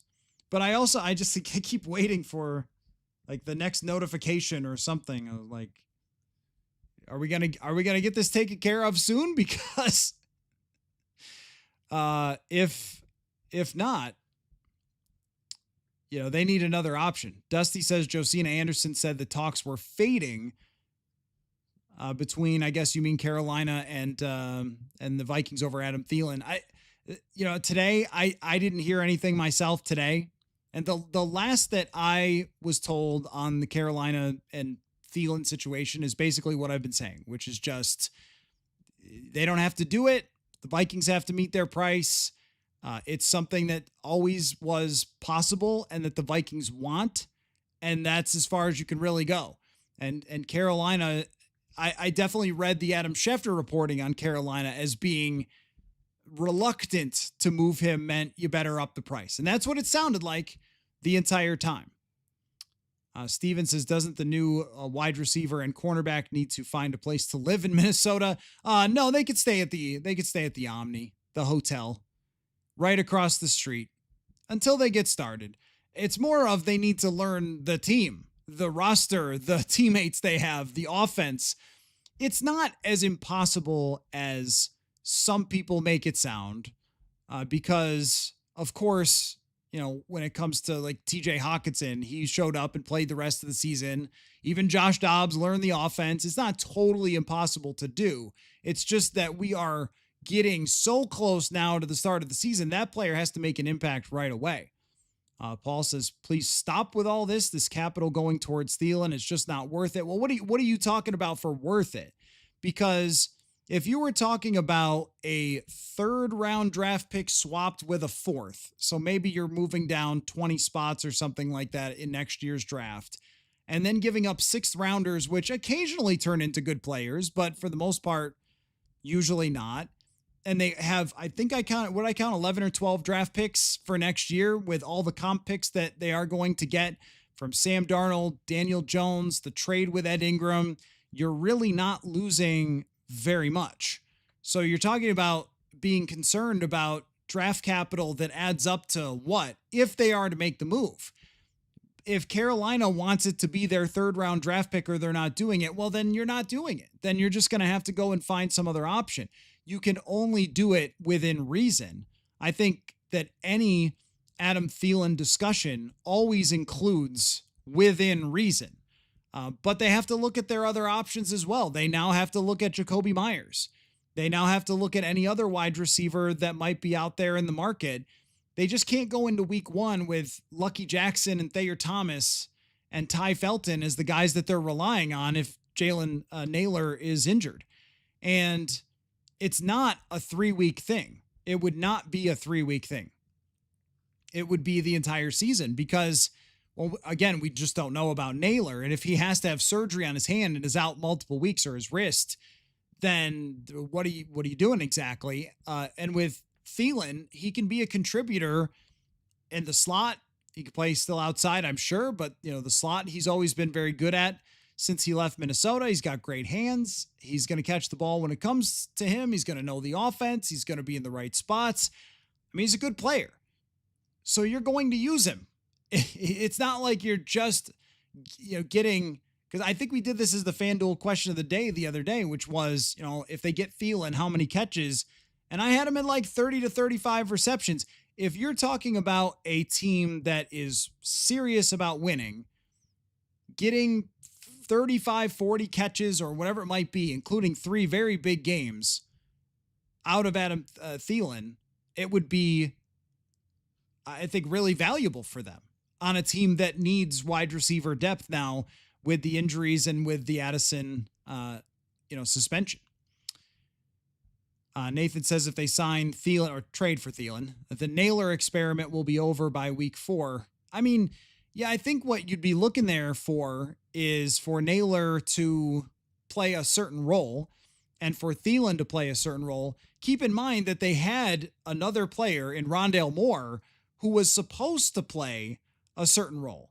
And that role was to be that playmaker, that underneath wide receiver. Well, that's not exactly what Adam Thielen is. I mean, those are kind of their opposites, but the possession wide receiver, the underneath game, like those things, that doesn't change. Like that's similar of getting open on the underneath parts and being able to catch the football and know the offense and get on the same page with the quarterback, all those types of things.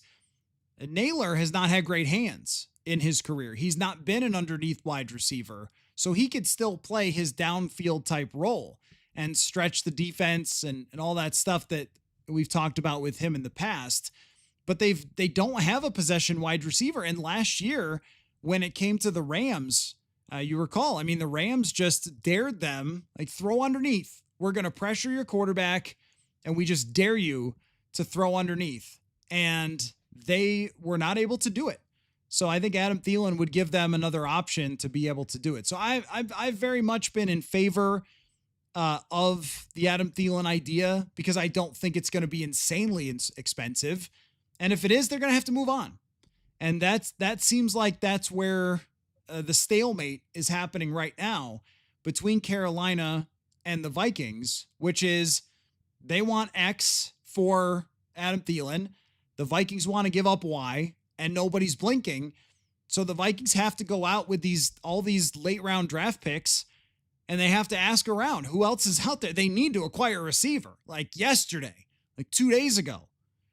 Like I didn't go to the fair today because I thought that they might be getting Adam Thielen. So, like they need this soon. They could also wait until tomorrow to try to see who else ends up getting cut. But my issue with that is, and why I prefer the Thielen idea to somebody who gets cut, is that the other team would be cutting him for a reason, whoever it might be. So if this veteran wide receiver got cut out of camp, pick him up, but that team evaluated that receiver for the whole summer. Like Carolina's not cutting Adam Thielen if they don't keep him. Carolina would be just trading him away because they have other guys, but they'll keep him as a depth wide receiver if they decide to keep him. Jayton says Naylor takes the top off of nothing. I mean, I didn't look that way in Green Bay last year. I mean, when it comes to Jalen Naylor and his role in the offense, this is where you gotta watch some tape because you can see the role that he plays in the offense, which is a lot of times clearing space. So taking the top off is just kind of a cliche, but what he's really doing is, just for example, if you put him and Justin Jefferson on the same side of the field, they do this all the time, and you have Naylor run a go route, he's trying to make the safety think about it. So then Jefferson will break off a 15-yard in route as the safety is having to be pushed back by Jalen Naylor because they can go up over the top from Naylor. They've done it on multiple occasions, and that's how that high and low type of philosophy works. And that's where when you talk about taking the top off, well, that's the point. Like it moves the safety with him running a lot of deep routes. Now, that doesn't always result in him getting deep catches, but when the team jumps at Justin Jefferson, when the defense jumps at Justin Jefferson, and you could see this by watching the Green Bay game last year, where their safety, they were playing cover 4, and he committed to Jefferson breaking across the middle and just left Jalen Nailor wide open for a touchdown. That happens all the time. Nailor has a totally fine role in this offense, but he's not a possession receiver. He's not a brilliant route runner. He doesn't have incredible hands. Like, he does one thing really well. And his 40 time, I mean, look, I guess you're just not watching him play. He's fast enough to be a deep threat. He was a successful deep threat last year. He filled in very nicely when Jordan Addison was out for those first couple of games, but he's got a very specific thing he does in the offense. And Adam Thielen does something different, so it makes you more dynamic. That's what I think. It makes him more dynamic. Will says, any chance Joe Huber will be switched to center? Any chances he'll make the team? 76 PFF blocking grade at Wisconsin, 80 plus overall. I've liked Joe Huber for sure. I don't think he'll be moved to center. The one day he was tried at center, it didn't really work out in training camp, but it's hard to find that spot for him as an undrafted free agent because I have them on the 53 with 9 offensive linemen. So you would have the starting 5 and then Brandel, Walter Rouse, Michael Juergens, and Justin School. It's hard to find a 10th spot for that, but they do have a bonus spot with Jordan Addison and his suspension. So they do have a bonus spot there. Mo says Thielen was helping McCarthy with the playbook this offseason when they were throwing together. Do you think that he needs much ramp up period as far as getting up to speed? Well, that's one of the major benefits is that he knows McCarthy and he knows this offense, and he's also 35. And that means to me, like you saw from Stephon Gilmore, you're going to pick it up just fine pretty quickly. That's one of the reasons that it makes a lot of sense is that, you know, he has been with this team before and he's been with this quarterback in the offseason and he can step right into the mix. Jared says Tim Jones is going to score a 50-plus yard touchdown within the first 3 weeks. Already saw it in my mind. We will see if Tim Jones is on the team by the end of tomorrow as maybe a special team or a depth wide receiver. His reps would not suggest that he will be, but we will see. Blinky is Walter Rouse, the hope to eventually replace Brian O'Neill. I don't know about that. I think that he has shown over the last 2 years that he could be a swing tackle in the NFL. The upside, here's the reality of tackles. Every once in a while, there's a tackle who is drafted in the 5th round who becomes a starter. It does happen. But you look around the league, the tackles, usually you have to get a freak. Usually you have to get a Darisaw. Usually you have to get an O'Neill. It's usually the first 2 rounds that you have to get those franchise type of players. So I would expect probably not, but I think he can have a Rashad Hill type of career where he is a backup. And that's good for him. And you feel like he develops into that role where he can be that guy next year. And if he has to play, then that's okay. I think he's looked good after the start of the training camp where maybe it was a little rocky to begin. And then he found his footing and had a pretty solid overall offseason. So let's see. As far as FanDuel question of the day, James says predicting 38 total sacks for the defense. That would not be very good if they had 38. What did they have, 49 last year? That would be a pretty significant drop-off. Any punter news? Yes, they cut Oscar Chapman, thus ending our coverage of the punt competition. I agree with you, Dennis, that O'Neill could continue playing for certainly a few more years, depending on injuries and all that. Burrito Bill, does Zamaya Vaughn make the cut now? Yes, I believe so. If he doesn't, I would be shocked. I mean, he took second team reps all offseason and was someone that they were pretty high on all offseason. From minicamp, he made a bunch of plays. He never was dropped off of the second team. The entire summer, he was always on the second team. And it was noticeable that they would, and this is where we started to get the indication that something was maybe wrong with Mekhi Blackman is when they would have the second team out there, it would be Jeff Okudah and Zamiah Vaughn sometimes. It was like, oh, wow. Okay. Because Okudah is the nickel, like he plays only in nickel. He's not the nickel corner, but he plays in nickel with the ones. But when they were playing base with the twos, Okudah was playing as a starting outside corner for the twos. And then Vaughn would be playing with him. And that's where you start to get the indication of, oh, is something a little off here with this situation? This isn't right. Like this, you would think that Blackman would have been that guy, having been the 3rd round draft pick and having been someone that they were high on and not an undrafted free agent. And that's what I mean, that, there's just been a lot of, when one thing has gone wrong, that they have had another thing go right with the roster. Like this also, Blackman being moved is also probably a product of how they felt about Zamiah Vaughn. He had the low lights in the preseason game, but he had a very good training camp. And I also thought that Dwight McGlothern, who had a tough start to camp, had a better ending to camp. And that may have influenced it as well. I mean, when they move, that's the thing. When they move Harrison Phillips, we go, oh, well, it's someone else behind him. Praise that person.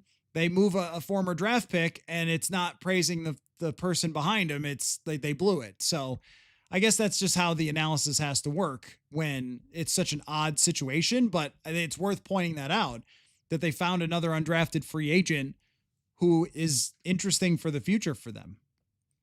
Mr. Mayor, I think there's more to believe in for our corners now this time than last year. Murphy, Rogers, Okudah, McGlothern, Vaughn feels better than Murphy, Gilmore, Shaq Griffin, Dwight McGlothern, and Fabian Morrow. That's a fair enough point, because last year we didn't know, does Stephon Gilmore have anything left? And with Griffin, he missed all of training camp last year. And Moreau, he had been just an average type of guy. So, I mean, you're right about that. Rodgers is really a big swing player. If Rodgers and Murphy stay healthy, this will be fine. If they get hurt, there is a concern there.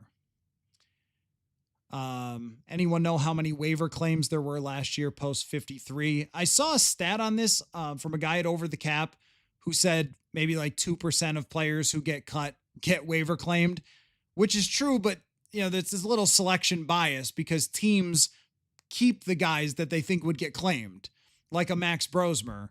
So of course it's not going to be that many because they keep the guys that other teams are going to want to have. So, Hafrican says legitimate competition, not some Australian dude who started playing football like a year ago. Well, you make a point about the punting competition. And as I mentioned, the numbers from last year on Ryan Wright's punting really weren't anywhere near as bad as I think the Vikings fans make it seem. But you're right about, like, last year it was a former wide receiver that they brought in who was trying to punt. And this year it's an Australian guy. And, maybe, now I don't think that he learned to play football a year ago, but there is, he's not somebody who was a big star in college or anything like that. He didn't have great numbers in college, all that sort of stuff. I mean, fair enough. Like, they didn't bring in a veteran to compete with Ryan Wright. And maybe they just think he's okay and they think he's fine.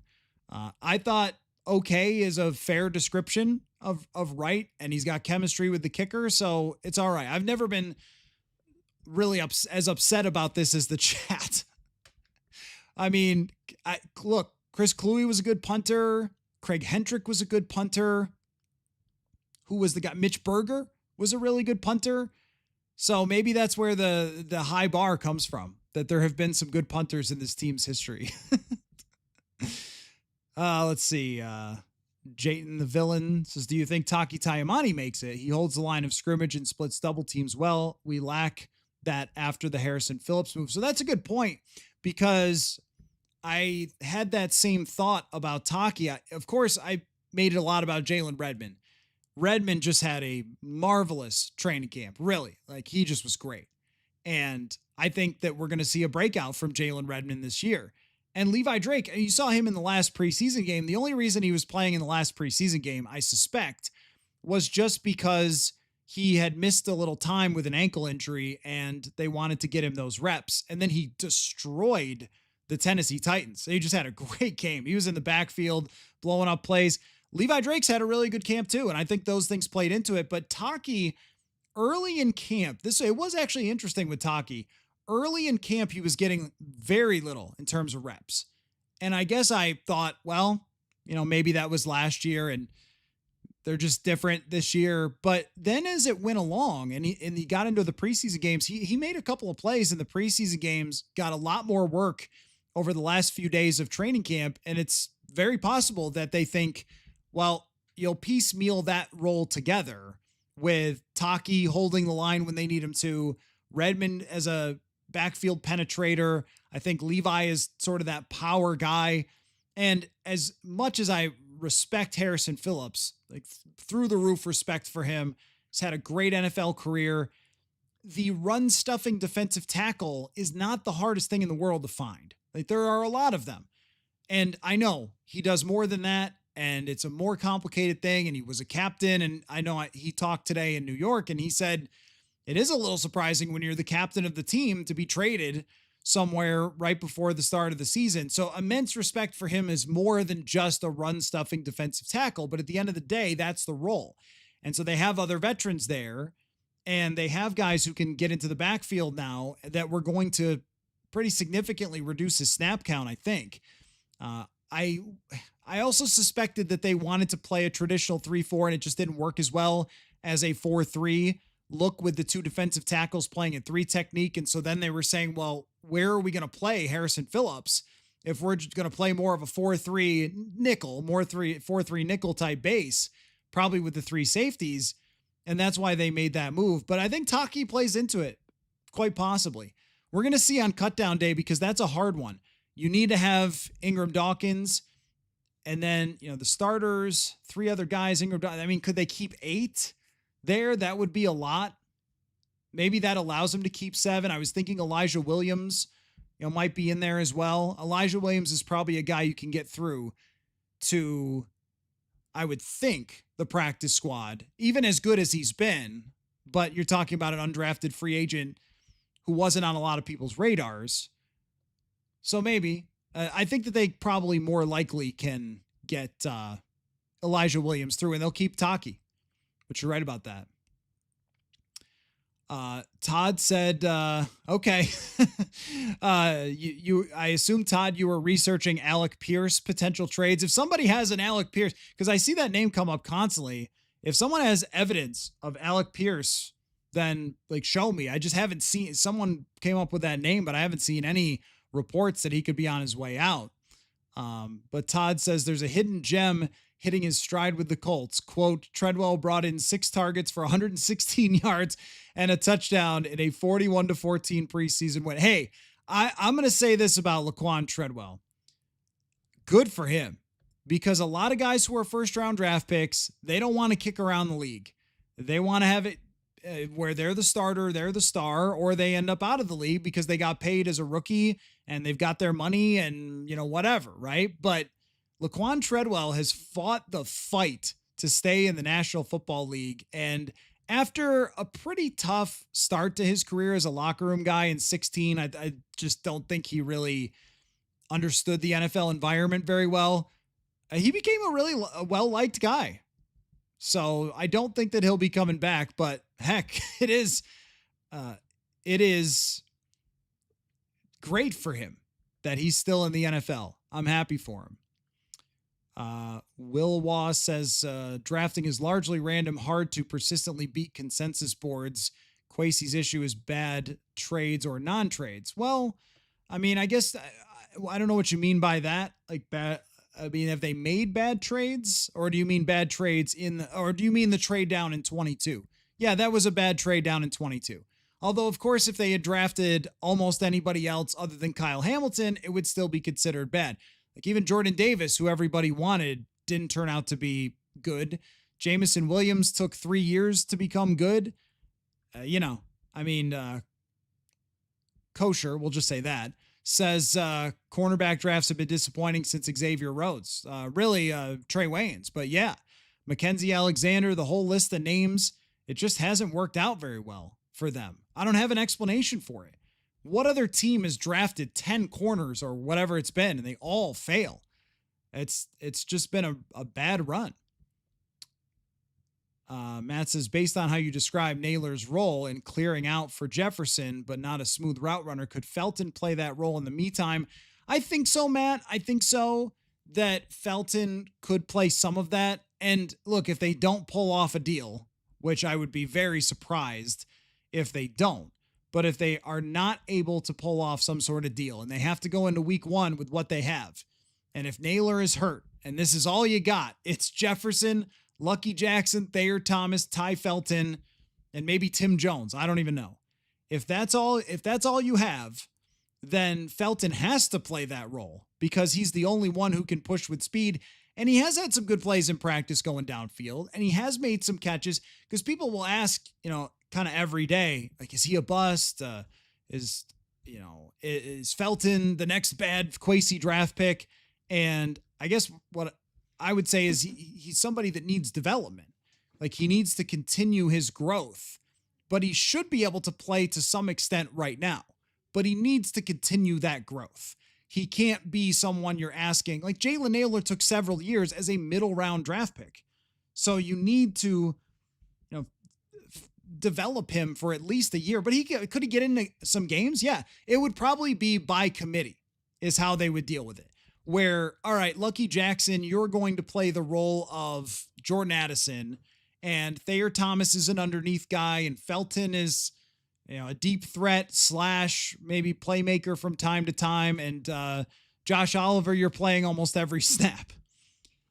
Naylor's injury is either hand or wrist. I am not sure. He's had a wrap on it, and they don't have to put out an injury report until 2 weeks from now. So we're not 100% sure on that situation. So let's see. If I had to pick a GM head coach from Vikings reporters, who would it be? None of us could coach. None of us could coach. I'm sure some of us could GM. None of us could coach. Absolutely not. No way, no world, no how.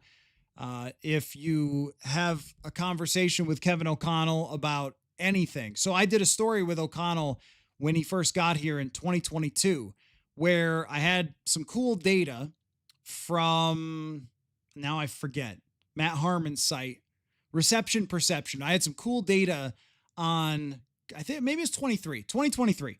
So I had this data on Kirk Cousins throwing in 2022. And so I sat down with O'Connell and I asked him about the data, which was the routes that Cousins had the most success on. And he broke down a couple of the routes. It was like posts, slants, go routes. Just, I don't know exactly, but like those were the type of routes that he was most successful on. So then we talked through them, and I mean, how long have I been doing this? And my head was still spinning, like with the amount of detail that an NFL head coach knows for every single combination, every single play, every single scheme. The knowledge they have is beyond me. So I would not be able to coach. I mean, I think that a lot of people could do the drafting, and a lot of people could decide on which free agents you like. But if you think that's all the GM actually does, then you're missing a lot. I mean, the GM is a manager of an entire franchise. He's not just the guy who pulls the cards when you take draft picks or something. And also, when you sign a player, you don't just call them up and be like, we signed you. You have to negotiate that. You have to recruit those players. You have to clear it with ownership. You have to run meetings with all of the leaders of your franchise and create consensuses within your building for decisions you're going to make. Like, there's a lot more to it than we make it seem here. So I don't think any of us are very qualified to do any of those things. Patrick Royce for coach is excellent. So anyway, KFT says rooting for McGlothern. Yeah, McGlothern's he's got good vibes to him, I think, within the locker room. And look, he knows how to play the football. That is a start, where if you have somebody that from the beginning thing that they know how to do is when the ball is in the air, they know how to go up and get it. So I'll just give you an example. in the last day of training camp, they had a scrimmage. And there was a deep ball to, I want to say it was Thayer Thomas. I'm not 100% sure. It might have been Tim Jones, but there's a deep ball that they're throwing up over the top. And Dwight McGlothern gets his head turned around, reaches a hand back, knocks the ball away. It was just a great play. And he had interceptions early in camp. Like, this guy's got something to him for getting his hands on the football. But I think that it comes down to the details of how you need to play every single rep. It goes way beyond just, can you play the football? But they should keep developing him. They should keep him on the roster and keep developing him because of that, even if they've had some frustration with some other things. If you're just popping in, FanDuel question of the day was that the over-under for the sacks for Jonathan Grenard is 9.25 sacks, over-under. I think that that's an over.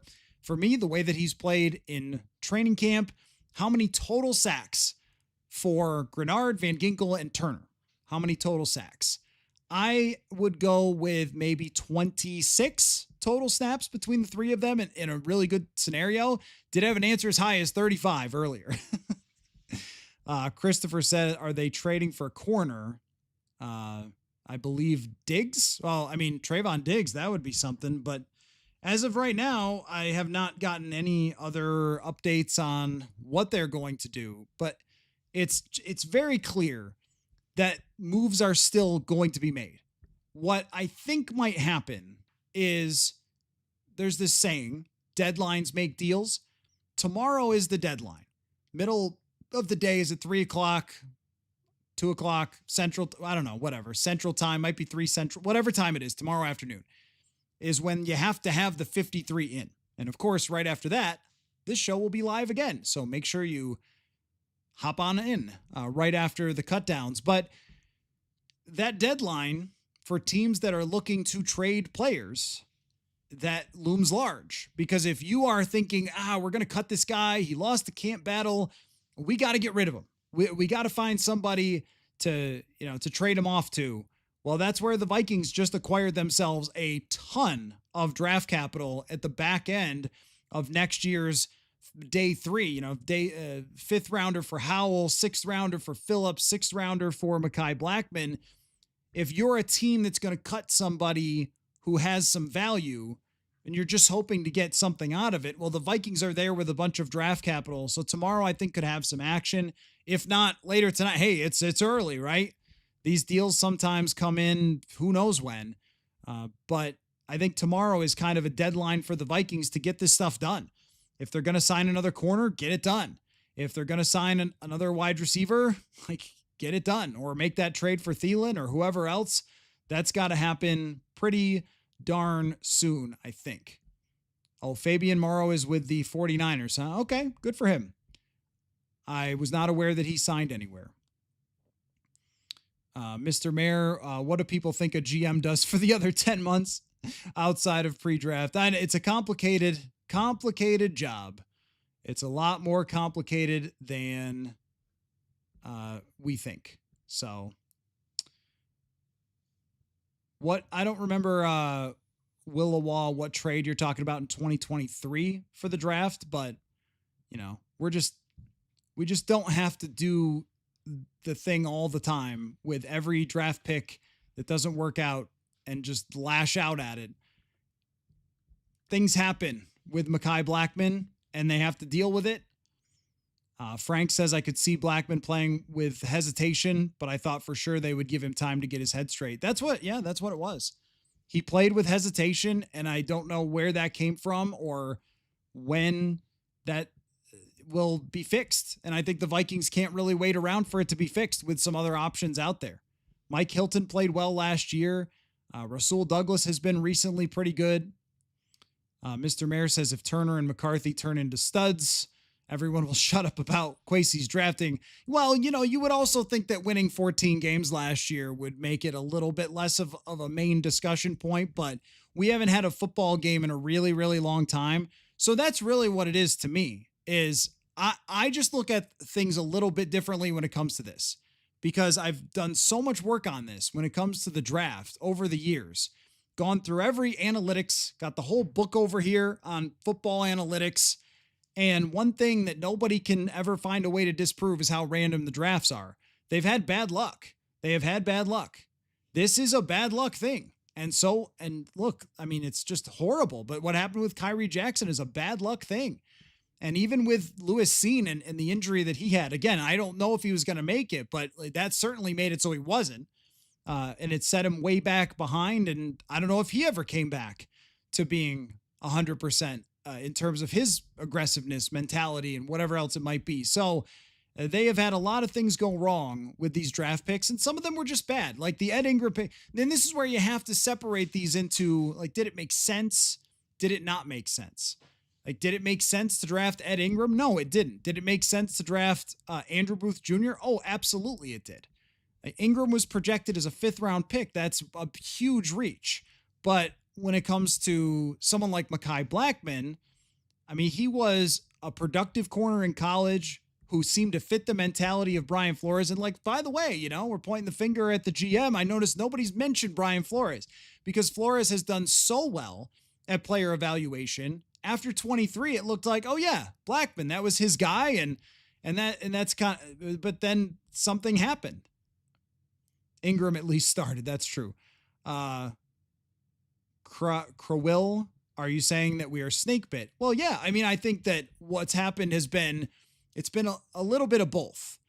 Well, a little bit of 3 things, actually, when it comes to the draft. One, it's been, of course, yes, bad luck. It's not hard to find the bad luck here. I mean, when you draft, even with Lewis Seen, if you draft a guy who was projected by some to be a top 15 draft pick, who was a great player at Georgia, and Georgia, like the best college, the best defense, he was the defensive player or the player of the game for the national championship. He had been coached by Deion Sanders. Like, he had if you watch his first press conference, he looked like he had a mature attitude and all that. And then, you know, the first training camp, he gets beat out by Cam Bynum, but then, you know, go on to find out Cam Bynum's a $15 million safety in the league. So that is another thing. They didn't realize they had Cam Bynum. That played into it. And then he has this horrific injury. I mean, that's bad luck right there, that it turned out to be nothing that they could get from Lewis Seen. Andrew Booth Jr., his concern was injuries. Turned out he couldn't play. That's kind of bad luck too, when you draft a guy who's projected in the top 20 and then you draft him in the 2nd round. You feel great about your pick and he just can't play at all. So there's ones that are majorly questionable. That trade down was questionable. Ingram was questionable. There's definitely some other ones that you go, I don't know. But Mekhi Blackman, that looked like a good pick.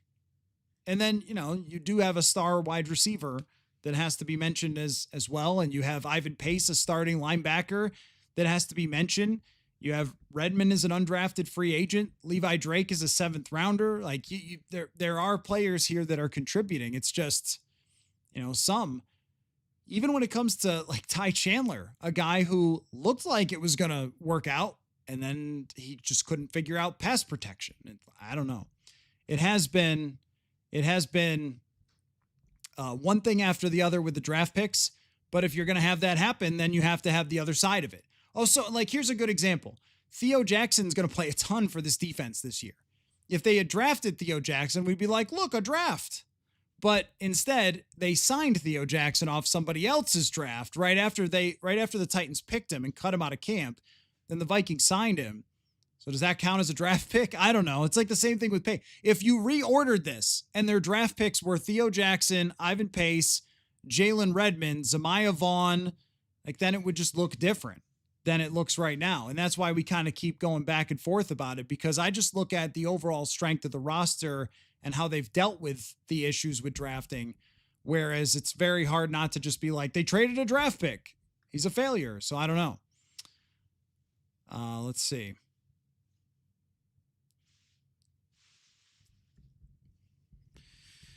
Jonathan says, who cares about the draft? Our undrafted free agents are better than most 5th-round picks. Yeah, I mean, you know, like the name Kyle Hamilton gets brought up. And the thing with the Kyle Hamilton deal was I didn't like the idea to trade down in 2022.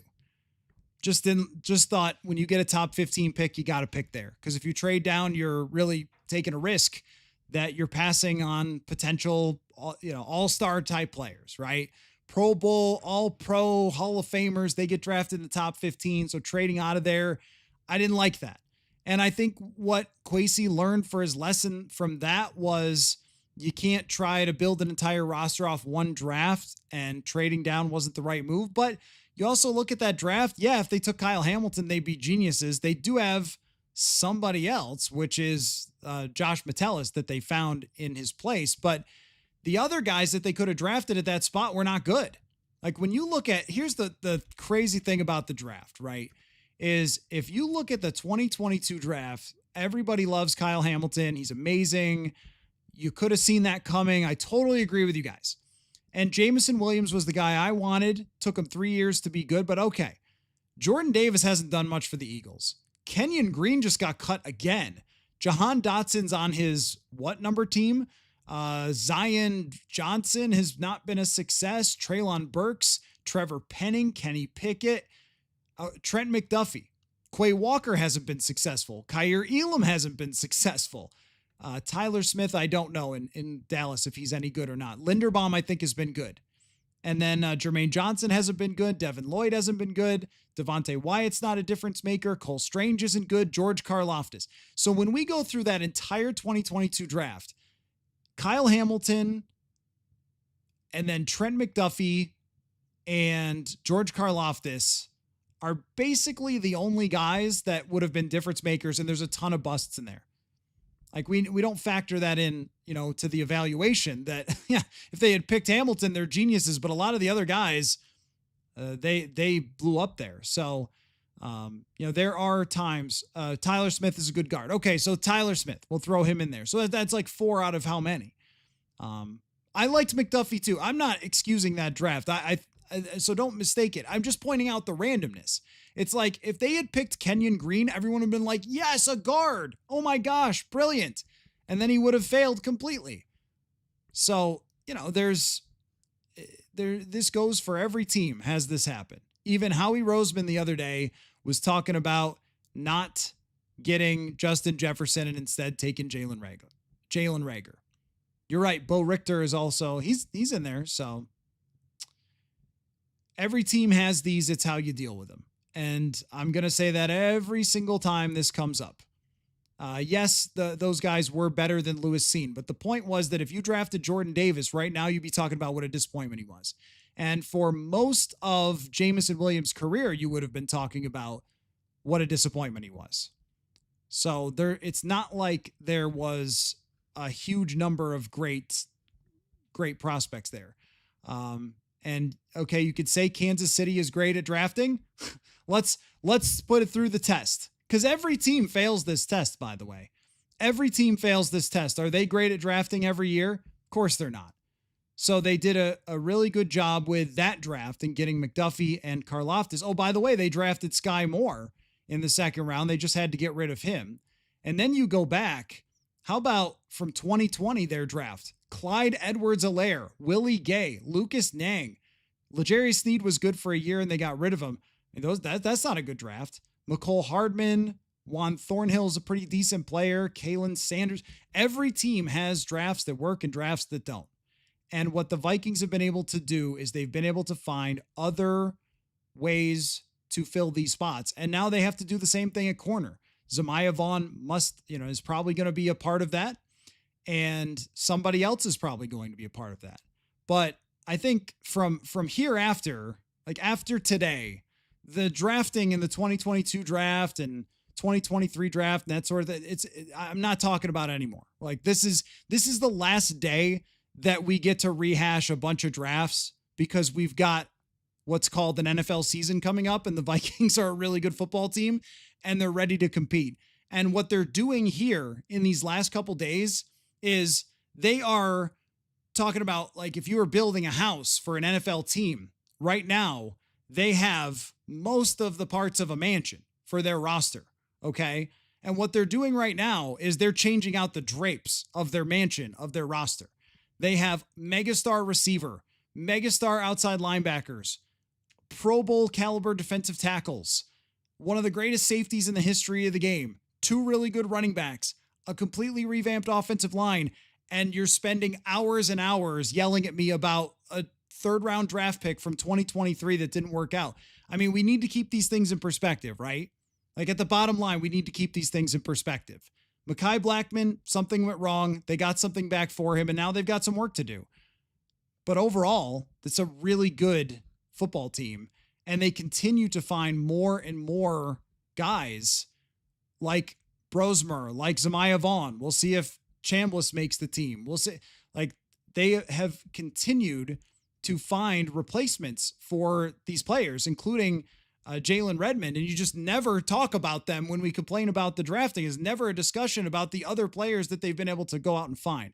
So I understand the obsession. I understand the absolute obsession with the NFL draft. It's exciting. It's fun to rehash and all those things. But I mean, sometimes it goes way too far to the point where you act like this team doesn't have any idea what it's doing building a roster because a third round draft pick from 2023 didn't work out after a major injury. So they need to figure out what they're going to do at a depth corner position and with wide receiver in the coming days. That's what they need to do. And that's goal number one, is by the end of tomorrow. I think the end of tomorrow, when we do this show tomorrow, have on your roster another corner and another wide receiver, because there's not a lot of time till you start playing football.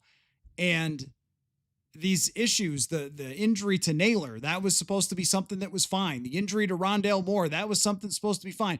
They're a little bit in scramble mode here because of some bad luck and some things that have gone wrong. And they've got to figure that out. But there's no reason to just beat this, any deeper into the ground about the draft classes when, this is how it goes. And also they've drafted like 20 something players. I mean, it's just not a big enough sample to really say the things that you guys are saying. And there's also a couple guys who are going to really dictate whether they're a success or not. JJ McCarthy, Donovan Jackson, Dallas Turner, like those guys, if those guys work out, then it's a completely different tune, but we just don't know. And there's still a handful of players we don't know on. So that's all. That is the bottom line here, is that moves need to be made. Things need to be changed by the end of the day tomorrow. We get a trade today that gives us more questions to ask than it is answers. But they have the draft capital. They have the cap space. And, some of you threw out there, maybe there is a bigger trade than we expect in the works to be trying to stack up all this draft capital. That's possible. Do you need a punt returner? Yes. Yep. Yes, you do. You do need a punt returner. So, all right. Well, listen. So I had a conversation with national NFL reporter Matt Verderam the other day. He was out at Vikings camp. He also visited the Packers and the Bears and the Detroit Lions, all of their training camps. So Matt is a good friend of mine. We actually both went to Division III schools in New York that competed against each other in a bunch of sports. So kind of fun to build a friendship with Matt over the years, a great national NFL reporter for SI.com. So we had a discussion going inside the NFC North. I'm going to bring you that conversation now. Really good, really fun. And he's a lot of fun to listen to talk football, gets really fired up. However, I will still be sitting here at my computer if we have more breaking news. So if anything else pops up with the Mekhi Blackman trade or with anything else to come, then I will break into the interview with big breaking news for, let me put it up on the screen one more time, Receiver Watch 2025, which may be over by tomorrow. We'll see. So here is myself and national NFL reporter Matt Verderam. All right, we welcome into the show national NFL writer for Sports Illustrated, Matt Verderam, who I enjoy seeing about once or twice a year, depending on how good the Minnesota Vikings are. You pop in, saw you for one of the least exciting training camp practices this year for the Vikings, but you had a chance to talk to a lot of the Vikings brass and players that day. And you have also, Matt, gone on a tour of the NFC North during this training camp and preseason. You've been to Green Bay, Bay, Chicago, and most recently Detroit. So let's take the tour. I am very interested in your takeaways from stopping by training camps in other cities, because I have been myself with the horse blinders on. But maybe the best place to start is just what you took away from Vikings camp. And I know it was not the practice that you would have liked to have seen. Right. It was a lot of walkthrough and slow motion. But when you left, how did you feel about where the Vikings are at?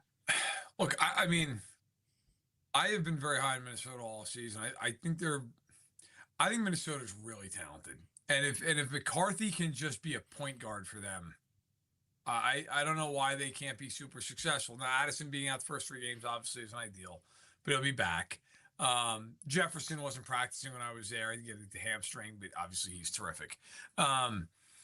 Look, I think if you're the Vikings, you're sitting there going, all right, defensively, our front 7 should be about as dynamic as anybody in football.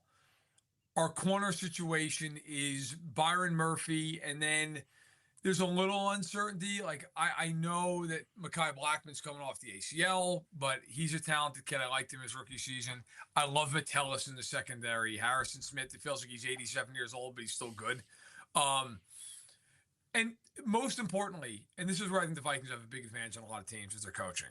Flores is a great coordinator, and O'Connell's a great head coach, and he's going to get the most out of that offense, and Flores is going to get the most out of that defense. I really like the fact that the Vikings picked up Kelly and Fries inside. They're good players. They've been good players for a long time, and they know each other. So there's going to be a chemistry there that helps.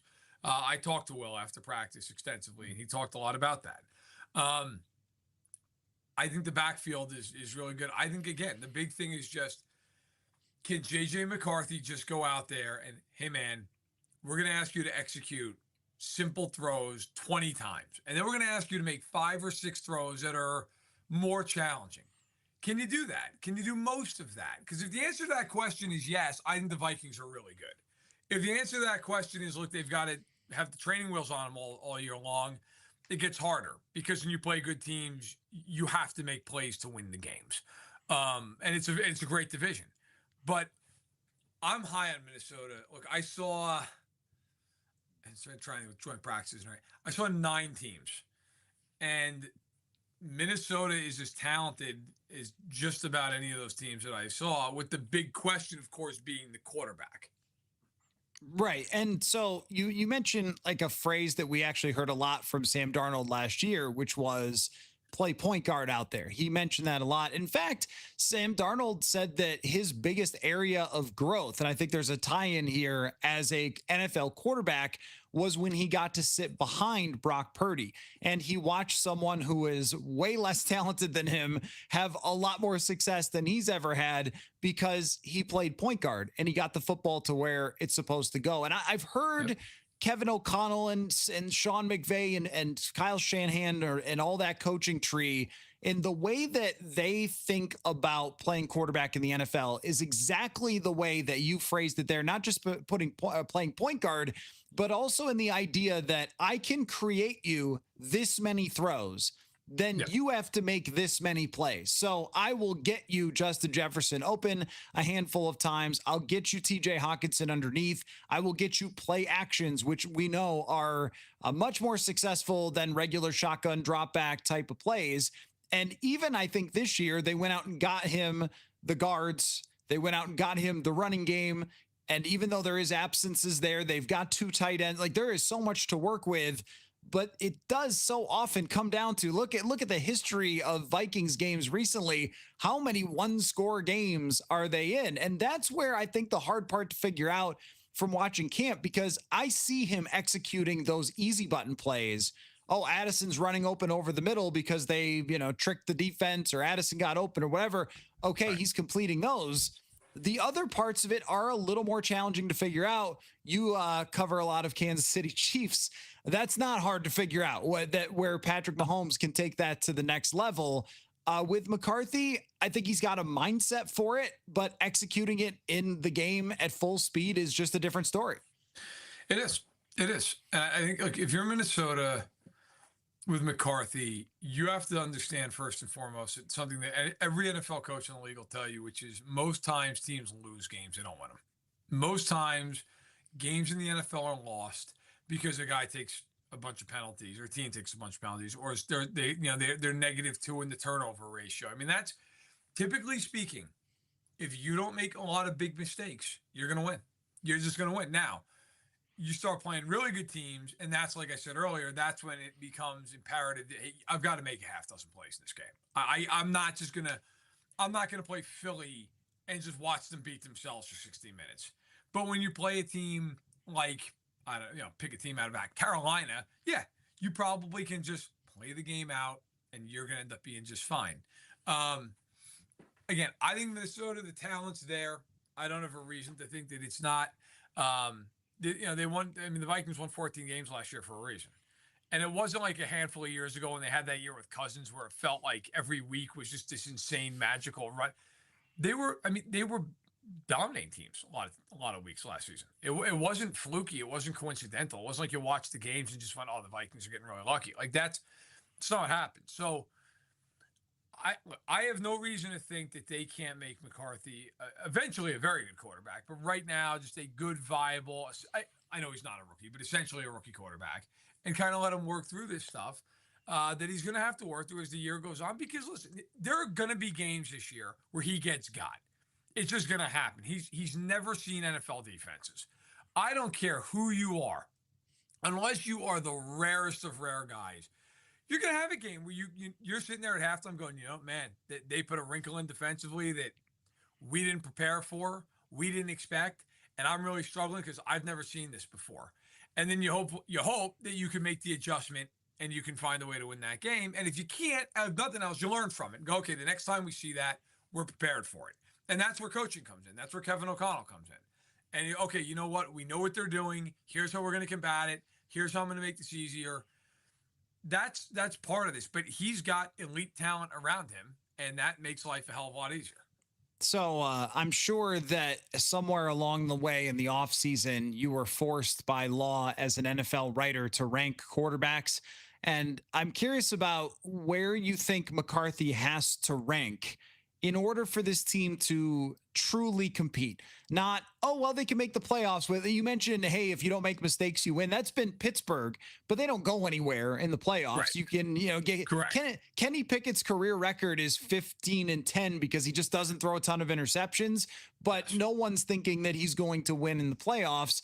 How good does he have to be in order for this roster that they have, the coaching staff, you mentioned the advantages that they have, to get over the top? And I don't mean, Super Bowl is hard to figure out. You can have a kick go the wrong way or a fumble go the wrong way or something in a playoff game, but to be on that, in that conversation as they walk into the playoffs. Look, I mean, you can, as you point out, you can make the playoffs by just not being a self-inflicted disaster of a football team. Pittsburgh does it every year, but then also, as you mentioned, then they get annihilated because they go play Baltimore, they go play Buffalo, and it's, yeah, great. Now you got to score 30 points. They can't. It's over. I think, the good part is those playoffs come after 17 games. So you've got time to work up to it. If the Vikings are going to beat teams in the NFC playoffs that are good teams like the Rams, the Eagles, I even like the Buccaneers, so I'll toss them in there, the Buccaneers and Lions, it requires you to be able to not only make big throws on a 3rd and 8, it also requires you to sometimes know when to live for another down. We all watched that wild card game against the Rams. Darnold took 1 million sacks in that game. And sometimes, man, listen, throw it out of bounds. I can live with it that you'll throw it out of bounds. Okay, it's 3rd and 9 now. I can't live with 3rd and 17. I can't. That is a non-starter. I don't care who you are. You're not going to convert that very often. And I think for McCarthy, as the year goes on, it's about understanding the push-pull of, okay, you know what? We're up by 10 in the 3rd quarter. It's 3rd and 9. I might be able to force this ball into Justin Jefferson. But if I leave it inside, it could be a pick 6. Bro, check it down and throw it away. Mm-hmm. You're up 10 points. Don't worry about it. It's the understanding also, though, of in that same, okay, we got 5 minutes left, and we're down 2. And that same situation's there, I got to try to make that throw. I got to give my guy a shot, especially that guy, to make a play. Because, hey, if we punt this ball, we may not get the ball back. They may, or if they score a touchdown, this game's over. We don't have enough time to come back. I think it's about understanding risk reward. It's about understanding when to go for it. It's about the moments in situational football. Okay, it's 3rd and 8. I got to make a play here. And it's 2nd and 5. I can throw this one away. It's not that big of it. And I think sometimes because of Twitter, red zone, I think there's this thought of like, you watch a guy make a highlight play, like that guy's a great quarterback. Not necessarily. Because what you didn't see were the 5 throws he made after that were awful. But you just saw that. I always use this as the example. It's like Anthony Richardson's throw to Alec Pierce last year. It's one of the most unbelievable throws you'll ever see. He was like 9 of 30 in that game. But people look at that throw and they're like, oh my God, did you see that throw to Alec Pierce? He's unbelievable. It's like, no, actually, he's not good. But that one throw was great. And I think it's about understanding and being able to, in the moment when you need it, when you have 3rd and 9 and there's 3 minutes left, and you've got to have, if you can do that, you can win big games, a lot of them, even in January. And this is something that has come up a lot with JJ McCarthy, where I think that the skeptics of him, which is understandable, he hasn't played yet. And when he was coming out in the draft, I had questions about this as well with, what is really the upside of JJ McCarthy and why aren't they throwing more and all those sorts of questions that have lingered out there because he hasn't played football. But if there's one thing that I notice from now, I don't know what I've seen, 40 practices of his between mini camps and OTAs, and maybe 15 of those were really intense. I'm just kidding. But with McCarthy, I think that the superpower that he has is not necessarily size. He is fast. He does have a strong arm. I don't think he's got the fastest legs or the strongest arm in the NFL. Right. Those are capable things. I think it is what you described. I think that the situational football, the ability to process, the ability to learn an offense and get the ball where it's supposed to go, like everything that you're talking about, I think he has checked those boxes for me. And the most impressive things I've seen from him have all been in the 2-minute drives. Against the Patriots in their joint practice, just crushed a 2-minute drive, led a touchdown drive at the back of the end zone went to Jordan Addison. There was a scramble mixed in, but there was also, like you said, a very smart throwaway, which after he talked about Josh McCown praising him for. And those are the things that you truly can't know till you're in the real thing. But that's the biggest asset of JJ McCarthy. And if they're going to get there, they're going to get there on the back of him playing smart football as well as also making the occasional highlight reel play. We could spend all day talking about that, but there's 3 other teams I want to get to that you visited. Let's go with the Green Bay Packers for the next one, because the Packers, to me, have just been a yawn festival to talk about. Normally, I've always said that Vikings fans, they're like the neighbors where they see, oh, our neighbor got a new car. Like, what's going on? Oh, did they get a new dog? What's going on with our neighbors? That's how that Vikings fans are with the Packers. This year, there just hasn't been anything really to talk about with them. So my question to you is, well, what is there to talk about with the Green Bay Packers? I don't know. No, look, it was actually funny though. You bring it because I was driving. I had a 3-hour drive to Green Bay when I was going, and I was thinking all the way there. I was like, I have no idea what I'm going to write about. I have no idea what there is, because normally when I go there, I usually sit with LaFleur and we go in his office and we sit there and chat for a while. And this time I was like, you know what? I feel like I always bother Matt with this. He's super gracious, but I talked to him like a month prior. So I'm like, I don't know that I need to talk to him for this. I ended up talking to Rashawn Gary, but the point I'm making is, when I watched them, I had one consistent repeating thought. They have a lot of good football players. I don't know that they have one great player anywhere on the roster. It's a bunch of guys who are just good, which portends that they'll be a pretty good team. But like on 3rd and 8, I keep bringing this up. Like I know in Minnesota, I know where the ball's going. I know that guy is going to get open, and if he doesn't, he's going to draw so many people to him that somebody else is going to be wide open. Who the hell is getting the ball thrown to him on 3rd and 8 in Green Bay? I don't know. Is it Jaden Reed? Is Christian Watson ever going to play football? I don't know. It's like, is Matthew Golden that guy? Maybe. I don't know. Find out. Defensively, I got to get a big stop. Who's the corner? Who's the guy that I'm like, you're covering him? It used to be Jair Alexander when he was healthy, right? Like before he got cut. I have no idea who the hell that guy is. I don't know. I have no idea who he is.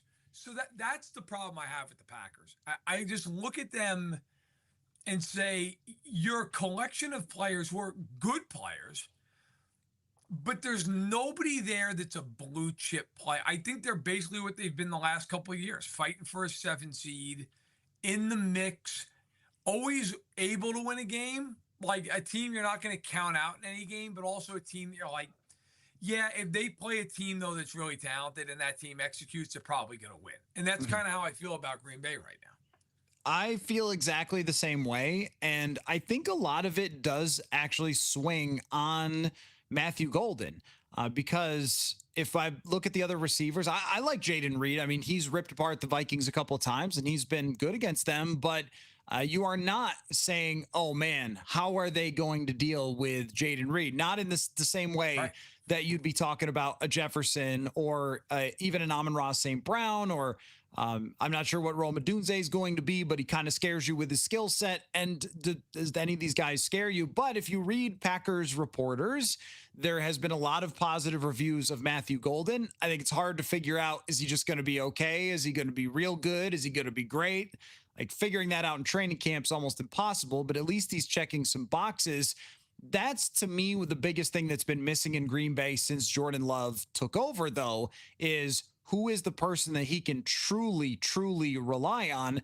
Every once in a while, hitting Christian Watson for a deep shot, Jaden Reed being the underneath guy, randoms show up like Bo Melton every once in a while, who I guess is now a safety maybe or something. I mean, like, but that's the story. Romeo Doubs is a guy that's on the trade block, and they were raving over him not too long ago. I just don't know what I'm supposed to make of that. And for me, the story of the Packers is, okay, yes, you're right. They're going to be competitive. Would you be shocked if they won a playoff game? Like, of course not. Like, they're good enough. They're coached well.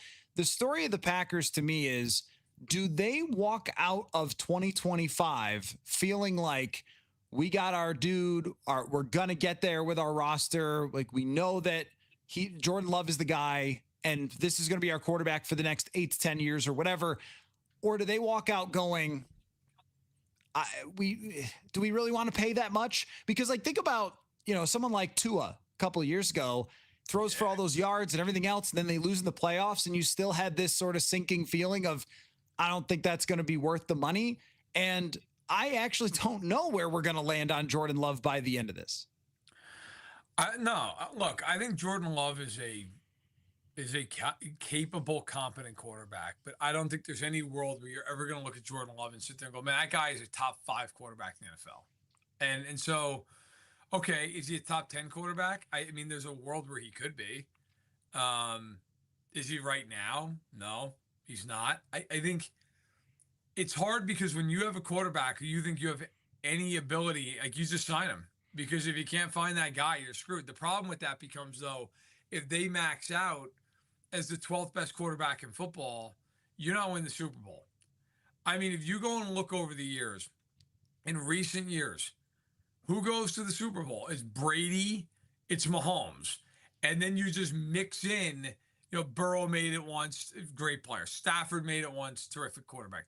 Hurts has made it twice, and there's a dialogue about him, like, how good is he? But he's a good player who's surrounded by an unbelievable roster. The only team that's really been able to get there with guys who you're like, are the Niners with Garoppolo and then Purdy. But again, like, so you basically either have to have a super team around the guy, or you have to have the guy. I mean, hell, as Baltimore, how hard it's been. I mean, they've got the guy, and they can't get there because they run into a guy who's bad. It's just, you have to have either an unbelievable roster, or you have to have the top 1 to 3 quarterback in the league. And if you don't have that guy, you're just not going. And that's the reality of the way football is played now in 2025. It's so wild how it's kind of played out, where the AFC is won by quarterbacks and the NFC is won by general managers, because it's GMs that have been able to build the strongest team. San Francisco, you mentioned, but I'll even go back to the Rams when they built their first iteration with Jared Goff there, when they brought in Andrew Whitworth and a bunch of different free agents, Robert Woods on that team. That team actually kind of reminds me of McCarthy, with Goff had some limitations and they built up a bunch of veterans around him. But, the same thing went for Purdy, like second year quarterback, and there's just all this great talent around him. With the Green Bay Packers, if you start adding it up, like where would you put their roster if you start adding it up? Because it's not Minnesota, it's not Philly, it's not Detroit. I don't think it's the Rams. Like after that, maybe somewhere in that range. Yeah, probably. I mean, look, when I look at the league this year, I feel like the AFC is easier to pin down than the NFC. Mm-hmm. Oh, yeah. The AFC is easy. I mean, until somebody beats Kansas City, what are we even doing? I mean, Kansas City's got the Super Bowl 5 of the last 6 years. They've been to the AFC title game 7 straight years. I mean, they're a bad half of football against Cincinnati from going for the 7-peat in the AFC. I mean, we're a bad half of football away from them going for a 7th straight Super Bowl appearance this year. Buffalo's terrific. Baltimore's terrific. Those are the only 2 teams with any shot in hell beating. I know there's been a lot of Denver. Listen, I'm sorry. And I by the way, I have been a defender of the Broncos. I think they're a playoff team. But Bo Nix is not beating any of those 3 guys in a playoff game. If he does, I will give him all the credit in the world. I'd be stunned. The NFC feels a hell of a lot more open. The Eagles are awesome, but they also lost half their defense. And I wonder with them, I mean, look, Barkley's had an injury checkered career. If he misses 4 to 6 weeks, that changes a whole lot of things about that football team. He's a running back. Guys get hurt. Washington is interesting, but you also do wonder, is that roster good enough, especially with everything going on with McLaurin? The Bucs are the only team in the South I have any respect for. The Rams are the only team in the West I have any respect for. I know some people like the Niners. The Niners already have about 37 guys on IR. And then, look, the North is loaded. I think I was just up in Detroit. I watched them practice with the Texans. I think Detroit's still really, really good. I think they're really good. I think Minnesota can challenge them. I don't think Green Bay can. I was in Chicago a week ago and got blasted to the hilt by every Bears fan on earth because I wrote that their offense looked like crap that day. Their offense looked like crap that day. I hate to offend them, but they had 7 false starts in a practice. I'm sorry. Learn how to count. What do you want me to tell you? Now, 4 of them were by the first team, but 4 false starts in a practice with no noise is pretty brutal. And Braxton Jones was just getting annihilated by Joey Bosa. My first thought, I'm covering the Bears-Vikings game week 1 for SI. My first thought was, if I was Brian Flores, I would put Jonathan Grenard over Braxton Jones and make sure they get a one-on-one the entire game. And here it comes. Good luck. I have no idea how they block it. So, yeah, I mean, look, I think Minnesota is a top 5 team in the NFC. And I don't think there's a huge gap. I think if McCarthy's good, they're really intriguing. Whereas in the AFC, I see it as the Chiefs, a small gap, the Bills and the Ravens. And then there's just a gulf of okay, somebody's going to be a sacrificial lamb. The divisional round gets smoked. But it's going to be 2 of those 3 teams in the AFC Championship game. Whereas in the NFC, you could tell me on 5-6 teams that could be in the NFC Championship game and have a real shot to win. Okay, let me ask you about kind of Detroit and Chicago at the same time. Yeah. This offseason, there's been a lot of, I think, questions raised about both teams. So with Detroit, how much is losing the coordinators? How much is losing Frank Ragnow and the overhauling of the offensive line, which I think is pretty darn big. And then in Chicago, this revamping, this rebuilding of Caleb Williams, you know how they talk about tearing someone down and then building back up?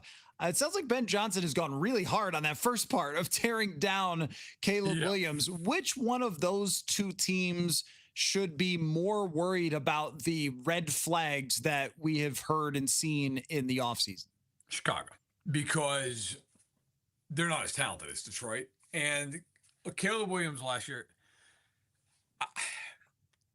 I hate to say this because I am literally a national media member. That's my job. But the national media, I think, sometimes just doesn't pay attention to these teams individually enough.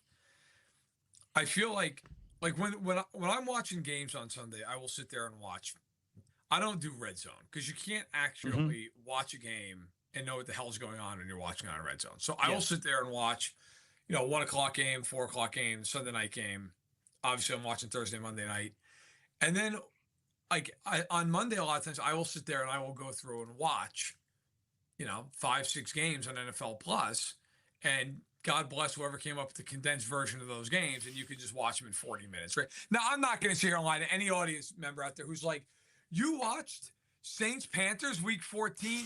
No, bro. I got 2 kids and a wife. Like, no, I didn't. But any meaningful game, I will. And if I'm going to write about it, if I wrote about a guy in the Saints, yeah, I will. I'll sit down and watch it. Like Caleb Williams last year, there is this box score. Like, well, he threw 20 touchdowns. And he only had 6 picks. It's like, look, I'm not saying he wasn't good. He was fine. He also had 68 sacks. If you go back and watch those sacks, yes, their offensive line was terrible. It was awful. 30 of those sacks are him just standing there. Like, at some point, bro, you got to unload the football. And watching that joint practice, if I had one complaint about Williams in that practice, there were times where it's like, that ball's got to come out now. It can't. Yeah, you're not live right now, so you're not going to get hit. So you can sit there and play it out for 4 seconds. The average drop back time that a quarterback has in the pocket per snap in the NFL is 2.3 seconds. And it sounds like a ridiculous thing to say. If you're back there for 3 seconds, you're dead. But the NFL, 2.3 to 3 is a lifetime.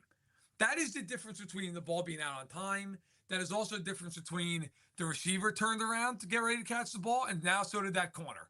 And that guy's driving on the ball. And so watching them on that Friday, I thought the Bears defense played very well against the Bills. I thought offensively, I love Dunze. I think he's going to be terrific. But Williams is still, it feels like he's still thinking through it. Now, I know in the preseason game, they beat the Bills backups 38-0. Everybody went nuts. He was like 6 of 10. I mean, it was fine. Ben Johnson told us that he was completing 55% of his passes in training camp. So I will say this with the Lions. I'm not that worried about them offensively. Like defensively, I feel like it's hit and miss. Hutchinson's unbelievable, but like, is Marcus Davenport going to do anything? I don't know. The secondary, Brian Branch is awesome, but do the corners hold up? Ragnow retiring is enormous. Like, I talked to Jahmyr Gibbs after practice, and I asked him, like, what's the biggest thing right now for the offense? Is it the coordinator? Is it the line? He was like, no, it's the line. Like, it's the camaraderie of the line. It's new guys in new places. Their pass blocking against Houston was excellent. They also could not run for a foot inside. So it seems like the pass blocking is ahead of the run blocking for them right now. But I do think the interior, that is a big deal. Like when you lose an all-pro center and then you have a rookie guard and a second-year guard, Mahogany, that's a lot. That's a huge shot. Their tackles are awesome. I mean, Graham Glasgow is a good player, but I think it's going to be a little bit of a work in progress. And they have a quarterback who's a statue. I mean, it's not like Goff is going to be running around a lot. So I would say the Bears should be more concerned, but I do think the Lions, there are more questions with the Lions this year than there have been the last couple of years. I completely agree with that statement for sure, because their bread and butter has all started with this system that is rooted in the offensive line. And yes, the tie-in here is also that every offensive coordinator can look way smarter when their offensive line is great.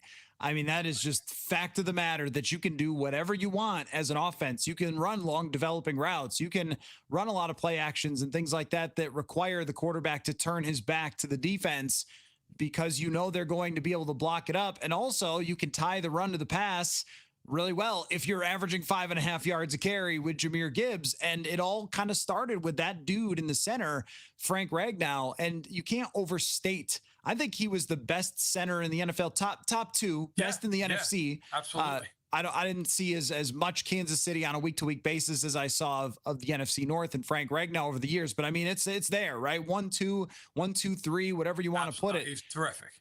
And then you go to lack of experience or someone playing out of position or whatever. And then it's a 6th round pick and it's another draft pick. And those transitions, even with Donovan Jackson, we've been talking about that transition from college to the NFL is super hard. It often takes multiple years to really get it. And you're banking a lot of your offense on that.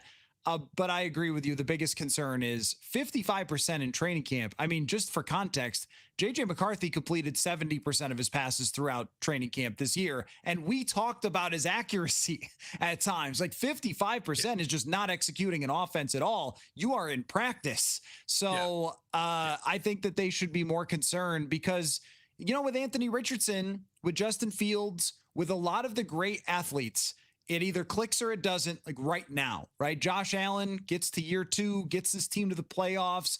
Lamar Jackson, year 2 wins the MVP. Like it usually doesn't take 8 years to present itself, whether someone can really play or not. It's also too, like, I think Caleb Williams is going to be in the NFL for a long time, but I just, like, right now, he's a guy.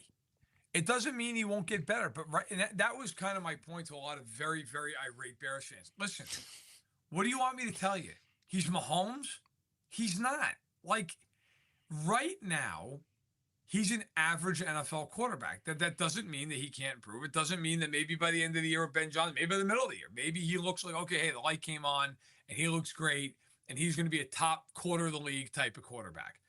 But right now, he makes some nice throws, and there are some other times you're like, man, you got to make that play. And like I said this earlier about McCarthy, and it's true with Caleb Williams. Watching him, and I was at OTAs with them too, so I've actually seen him twice this year. Watching him, and I've sat there at times and talked to former NFL players watching him. There is a sense that, like, hey man, there's a 7-yard pass to a tight end to check that. It's right in front of your face. That ball's got to be out now. That you can't see that guy. I'll come back to that guy. This isn't shopping at the Gap. We're like, well, I like these pants, but let me go see these other pants first. All right, go back and get these. You're dead by the time you go back and get those other pants. Like, it's over. Okay, like you've lost 8 yards. So I think sometimes that's the maturity of a young player. Understand that. I think it's one of the reasons Bo Nix was so successful last year. It's Sean Payton. And Sean Payton's like, look, man, make this throw. Just do that.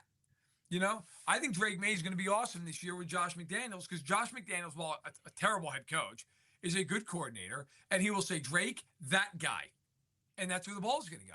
And if Caleb Williams succeeds, it'll be because Ben Johnson is able to simplify this for him because that's what all great coaches do for quarterback. I mean, listen, that might sound like a knock on Caleb Williams. Patrick Mahomes, his life is made easier by Andy Reid, who goes, hey, Pat, it's going to be wide open for 9 yards. Xavier Worthy, throw it to him. Okay. The difference is then Mahomes can take a play that's not working and just pivot off his back foot and throw the thing 35 yards in the corner of the end zone. Like, that's what makes you jump from a good player to a phenomenal player. That's what Allen can do, Lamar can do. But Ben Johnson's job is to get the best out of Caleb Williams, and that starts with, hey, listen, Caleb, I'm going to make your job easier. I was going to make your job much, much easier. And you just execute that, and then you make the highlight reel throw, and you turn, water into wine. But it starts with a base of just, if there are 20 easy throws in a game, I'm going 19 of 20. I am just going to boom, boom, boom, boom, boom, and that's easy money, and then you build off the rest of it. Right. And I don't think he's ever played quarterback like that before, which makes me pretty skeptical about that. To me, the Bears just have to prove it before you put them anywhere else except for 4th place. Now, that's my final question for you, though, Matt, if you agree with that. And what's your order then for the NFC North at the end of the year? How do you think it's going to play out? So here's what I feel strongly about. I feel like Green Bay's 3rd and Chicago's 4th. That is. I think Green Bay, like I said, they might even be a playoff team, but I think they're right on that, like 9 to 10 wins, like right in that range. I feel like they're the kind of team that, like, the bounce of the ball is going to determine a lot of, like, whether they win 8, whether they win 10. The Detroit, Minnesota things we saw last year came right down to it. I think I'm like pretty confident. I think I picked Minnesota to win the division in our SI predictions.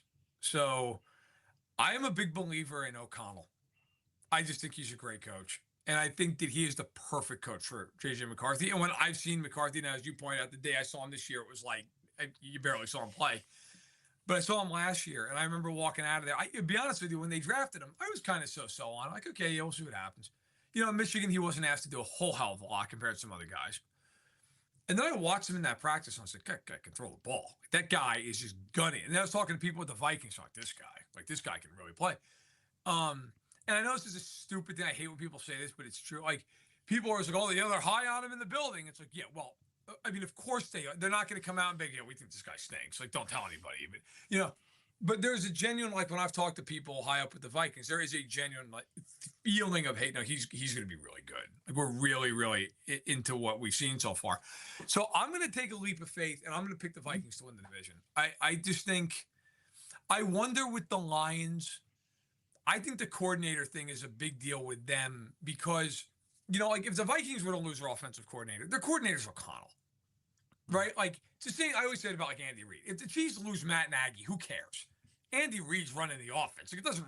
Now, if they lose Spags, it's a different deal. That matters. The Lions have a coach who I think the world to Dan Campbell, but he is not a former offensive or defensive coordinator. Like, those coordinators really did run those sides of the football. John Morton has been a coordinator once with the Jets. It was a disaster. And Kelvin Shepard's never been a coordinator. It's like, I wonder if that upheaval takes some time to figure out. Only McNeil is going to be out for a while. They've already lost some guys. Rachestraw's out for the year. I think Detroit is very good. And I think they and Minnesota are both definite playoff teams in my eyes. But I'll take the Vikings to win the division. I believe in McCarthy and O'Connell.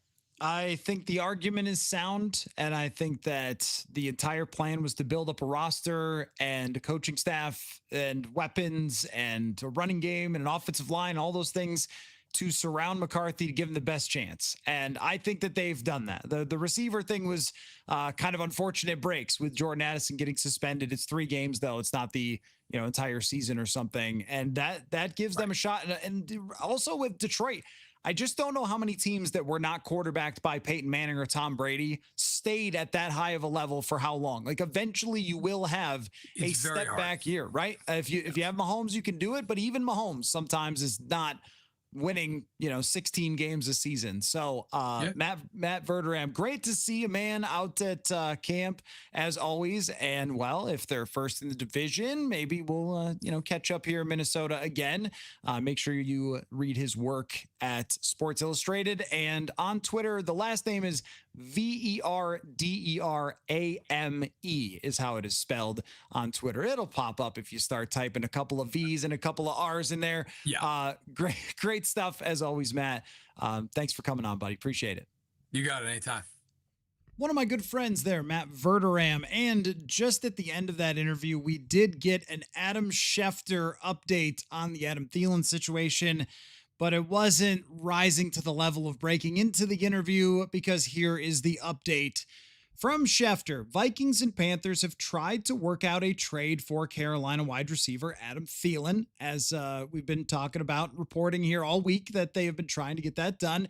And he adds that Thielen would like to return to Minnesota, but the two sides continue to struggle to agree on compensation. So here's my question for you guys.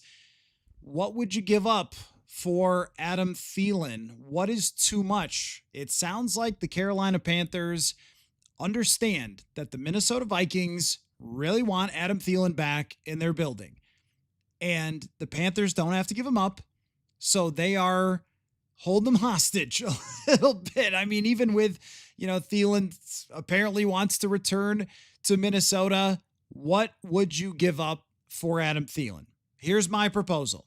They move down from the 3rd to the 4th round, switch with Carolina, a 3rd and a 4th round pick, and they throw in 2 6th round picks that they've gotten in these trades. I think that is completely fair. That allows Carolina to get into the 3rd round for next year. It doesn't force the Vikings to move down too much, and it gets them a couple of late round draft picks to even things out. But if you're Carolina, and I mentioned this yesterday, but they made a recent trade with a wide receiver that may have made them think that, they can really turn up the heat when it comes to these wide receiver trades. And that was when they traded a 4th round pick for Jonathan Mingo. Keep in mind, Jonathan Mingo is terrible and was a complete bust for Carolina, and they still got a 4th round draft pick for them. So maybe they are over there thinking, wait a minute, we should be getting great compensation for a wide receiver that the Minnesota Vikings really want. And it kind of reminds you a little bit of having a bottle of water at a sporting event or a PGA Tour event. At the Masters? Doesn't the water cost like $23 or something? Like, well, you're out here at the Masters walking around in 75, 80 degree heat all day. You need some water. You can't get it anywhere else. Pay $23 for it, water in the desert, that kind of thing. And I think what Carolina is saying to the Minnesota Vikings is, we don't have to give you Adam Thielen. And it sounds like you really want yourself some Adam Thielen. And it sounds like you almost might need yourself some Adam Thielen. Now, maybe the Vikings can call back and say, oh, we'll trade for Jacoby Myers, who demanded a trade from the Raiders today. But that doesn't seem very realistic to me. And I think the Vikings also took a little bit of a blow today when Amari Cooper signed with the Raiders, because at very least they could have said, hey, look, Carolina, we got options. Okay. We don't have to drink water. We'll drink. We brought our own high C. We'll go find a free agent. We'll bring him in. But with Amari Cooper signing with the Raiders and Jacoby Myers feeling very unrealistic, I mean, people have brought up KJ Osborne. They've brought up Brandon Powell. These guys are not as good as Adam Thielen. They don't have the recent history as Adam Thielen does with 151 catches over the last 2 years, and was ranked well by PFF last season and can still play. It's clear he could still play from his last 2 years. He's not the Adam Thielen that was here in 2017 that was a superstar, but he could still play. He can be a wide receiver 2, 3 next to Justin Jefferson. He could definitely do that. And even when, because every time we bring up Thielen, people will mention, well, he fell off with the Vikings. Do you remember like the version that fell off of Adam Thielen? Think about if you get this player, even if you got the version that fell off of Thielen from 2022, he had 70 catches, 68% completion percentage on throws toward him. And how many drops did he have? I believe he had 1 drop in 2022. And that was the Adam Thielen that fell off. Kirk had a 95 quarterback rating when throwing his way. The last 2 years, has Bryce Young been good? Not really, but when throwing to Adam Thielen, he has 103.0 quarterback rating in 2023 and 108.7 in 2024. The numbers have been good for Thielen over the last 2 years. I know he was banged up, but if you are Carolina, you are looking at those numbers and you are saying, that's a good wide receiver in the NFL for us. It's a guy who's had good chemistry with our quarterback. We just don't have to give him to you. And if you're the Vikings, you have to have a ceiling for how high you'll go. Now, part of this, they've already kind of teased everyone with this idea of bringing him back. So there's also a lot of pressure now on the Vikings to keep pushing, right? It's like if you tell someone you're going to bring home pizza and then you get to the pizza shop and you find out that they want $50 for the pizza. It's like, oh, I already told everybody that we're bringing home pizza, so I kind of have to pay what to get that to be able to bring it home, right? I think there's a little bit of that. Like there is a lot of pressure for the Vikings to bring home Adam Thielen now after this has been out there and it's had so much discussion and there's excitement about it. And it sounds like even Adam Thielen and his family are excited about it. This is where he's from. If you guys haven't heard that before, Detroit Lakes, Mankato, of course he would want to come back to a team that is competing and that has a real shot. You just heard Matt Verderam talk about how he thinks the Vikings should win this division. Like they are a good football team. And I think he would love to come back here and win with this team if he got a chance. And he has also talked very highly of JJ McCarthy. He's worked out with JJ McCarthy. Like there's a lot of really good connection there, but all of that stuff puts pressure on the Vikings general manager to go and make this happen, even if it's an overpay. But at some point, so I think about this. Do you guys ever watch the show where they own the pawn shop in Las Vegas, Pawn Stars? And sometimes somebody will walk in and they'll have a guitar or something, just for example, and they'll set it down and they'll say, Jimi Hendrix once played this guitar. I think it's worth $10,000. So then the guy will be like, I'll give you like 900 for it. And the guy will say, what about like 2,000? Maybe, all right, I'll give you like 1,200 for it. And then the guy walks out with the guitar, storms out. I'm not taking that for this guitar, and just has no money. Like, it's nothing. Sometimes even overpaying or taking a loss technically is still better than nothing. So the guy doesn't get his $1,200. He's just got nothing. And it's like with the Vikings, if you don't overpay, you've got nothing. You've got no receiver. So where's the overpay line? If I'm the Vikings, I can't give up a 3rd round pick. That's just too much. That's a pick that I know, bring your jokes, but like that's a pick that you expect to be a starter if you draft somebody in the 3rd round. That has not worked out. I know you don't have to remind me, but that's a pick that you expect to be someone you can develop over years and can be a part of your team. You don't want to have to give up a 3rd rounder. That's why I suggested the pick swap. But if you're Carolina, 6th rounders might be a little too far and not worth enough. You might want something more. Okay, Sam Howell got you a 5th. Would you go the 5th and the 6th? I mean, you could possibly do that. We went through the draft picks, though. Let me pull them back up because Alec Lewis tweeted out the draft picks that the Vikings have for next year. You can't trade the comp picks until you have them. But they are expected to have another 3rd, which allows it to make more sense to slide back. They have a 5th, and they have a 5th from the Eagles. Is 2 5ths too much? 2 5ths might be too... Well, if it was moving down from the 3rd to the 4th and 2 5ths, you still have the 2 6ths. And then you have the comp picks that are on the way, which are going to be Sam Darnold, Daniel Jones, Cam Robinson, and you've got the trade from the Ingram deal. I think that's probably as far as I would go. I'd have to draw the line because, you also want to be able to make another trade if you have to in the middle of the season. You can't use all of your day 3 draft capital because you might have to make a move when it comes to, let's say it's week 7 or 8, somebody gets hurt like last year. So Receiver watch continues with still no answer, but that's about as high as I would want to go for Adam Thielen. And then you've got to take some of the salary cap back. But if you don't do it, what's the other answer? I mean, is it KJ Osborne? Okay, well, Washington's got to cut him first, so they might be waiting on that for tomorrow. And that might be a major part of this.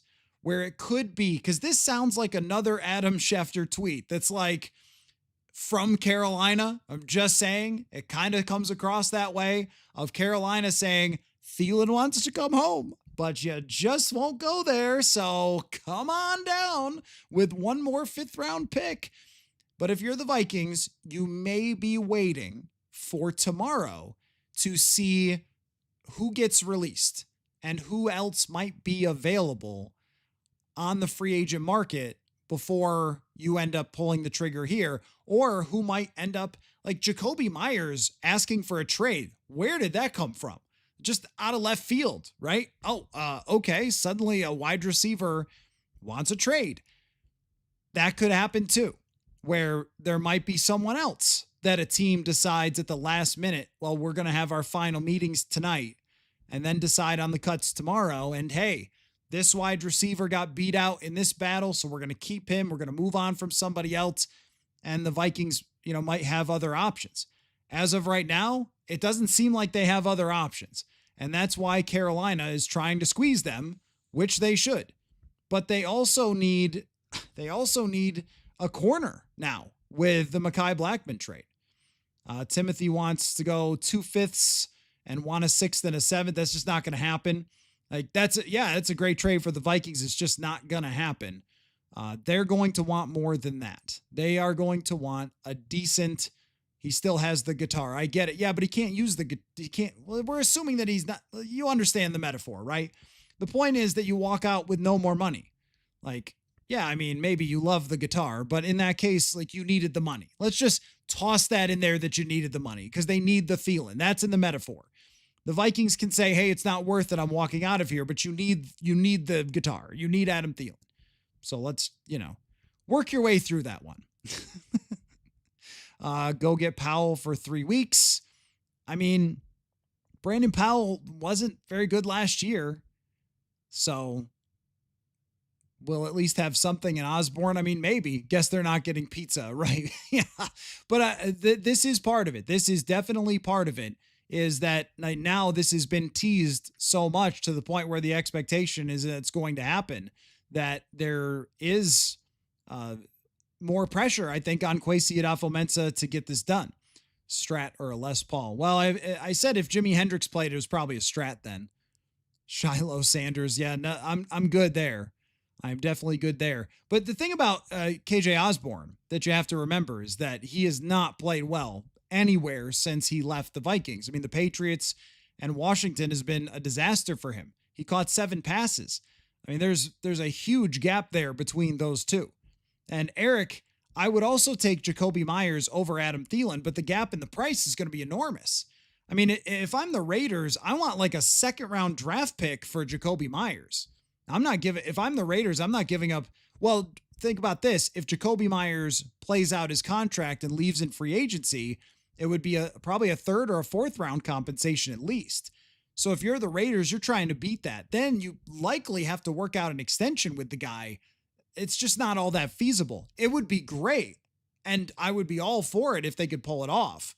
But are you trading a 2nd round pick for Jacoby Myers, or a 3rd I would consider if you were going to sign him to an extension. But then what are you doing money wise when you're going to want to pay Jordan Addison in the future here? Are you then letting go Addison, but then Myers is older? It's very tricky. It's very tricky, my friends. That's why we got receiver watch.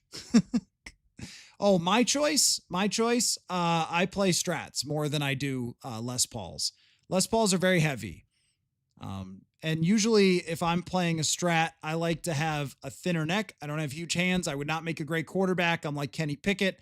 So Les Pauls are a little bit thick for me to get the fingers around. So, but I mean, I have a ESP LTD Les Paul style, but I'm more of a strat person.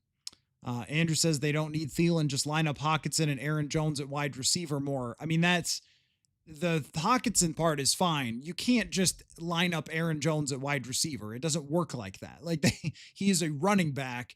There's a handful of plays where he can go in at wide receiver. He can't just play wide receiver. Especially not wide receiver 2 if Jalen Naylor is out for any sort of serious amount of time. That would make it really impossible. And that's part of this, as far as how much the Vikings can put down. The fact that they've been making all these calls and that they're having this discussion makes me think, as this continues to play itself out, makes me think that Jalen Naylor has a realistic possibility of not playing early in the season because of his injury. And we got no real update from Kevin O'Connell, so I'm just going to have to take a guess at it. Just that didn't sound like, oh yeah, everything's going to be fine with Jalen Naylor. That sounded very murky. It sounded very much like some of the Marcus Davenport updates that we got a couple of years ago. Timothy says only way we get Thielen is if he asks for a trade. Well, it's clear from that tweet that he wants to come back to Minnesota. So, I mean, whether he asks or not, doesn't really matter. I've had Ibanez's in the past. That fretboard's a little flat for me. I have a great Yamaha Pacifica that I love. Got a Fender Strat I like. I have a Kramer that's very shreddy. I got a bunch. So, anyway. So we'll see. I mean, Mr. Mayor says setting your price at a 6th is very much, I don't believe we have a shot at winning this year. When you think you can win, it means you'd be willing to pay more. I actually do a Bloody Soup. I have a Revstar. Yep.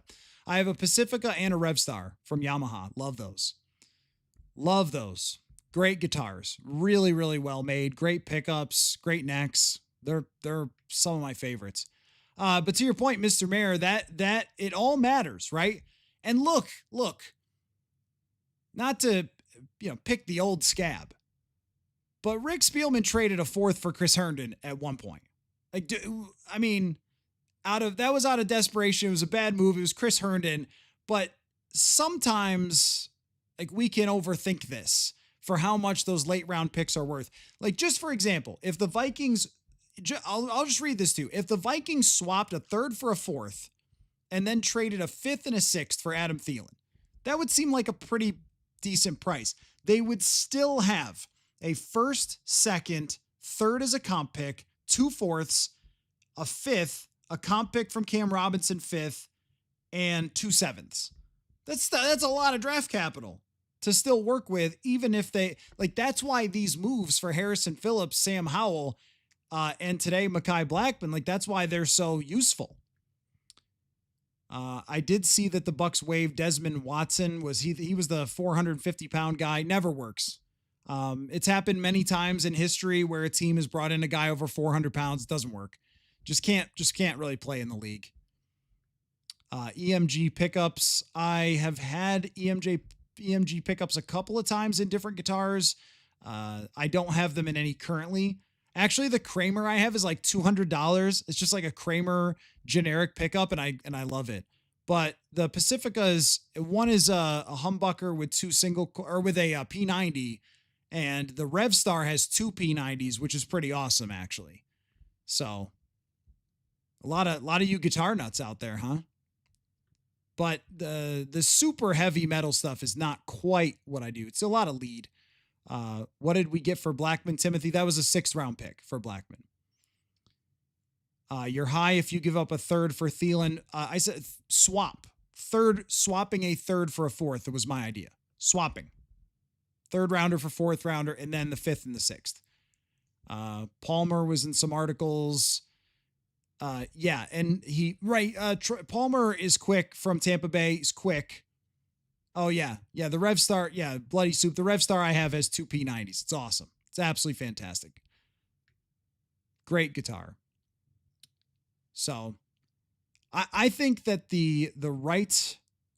Oh, that's cool. You're building guitars. Oh, well, that's beyond me. I can't even change pickups. I have to take it to somebody if I want different pickups. My first guitar that I ever played, I put new pickups in it, but I had to take it to somebody to do it. I don't mess around with that stuff. That's a little much for me. Ever played Jazz Masters or Jaguars? I have. Yeah, I don't own one, but I have.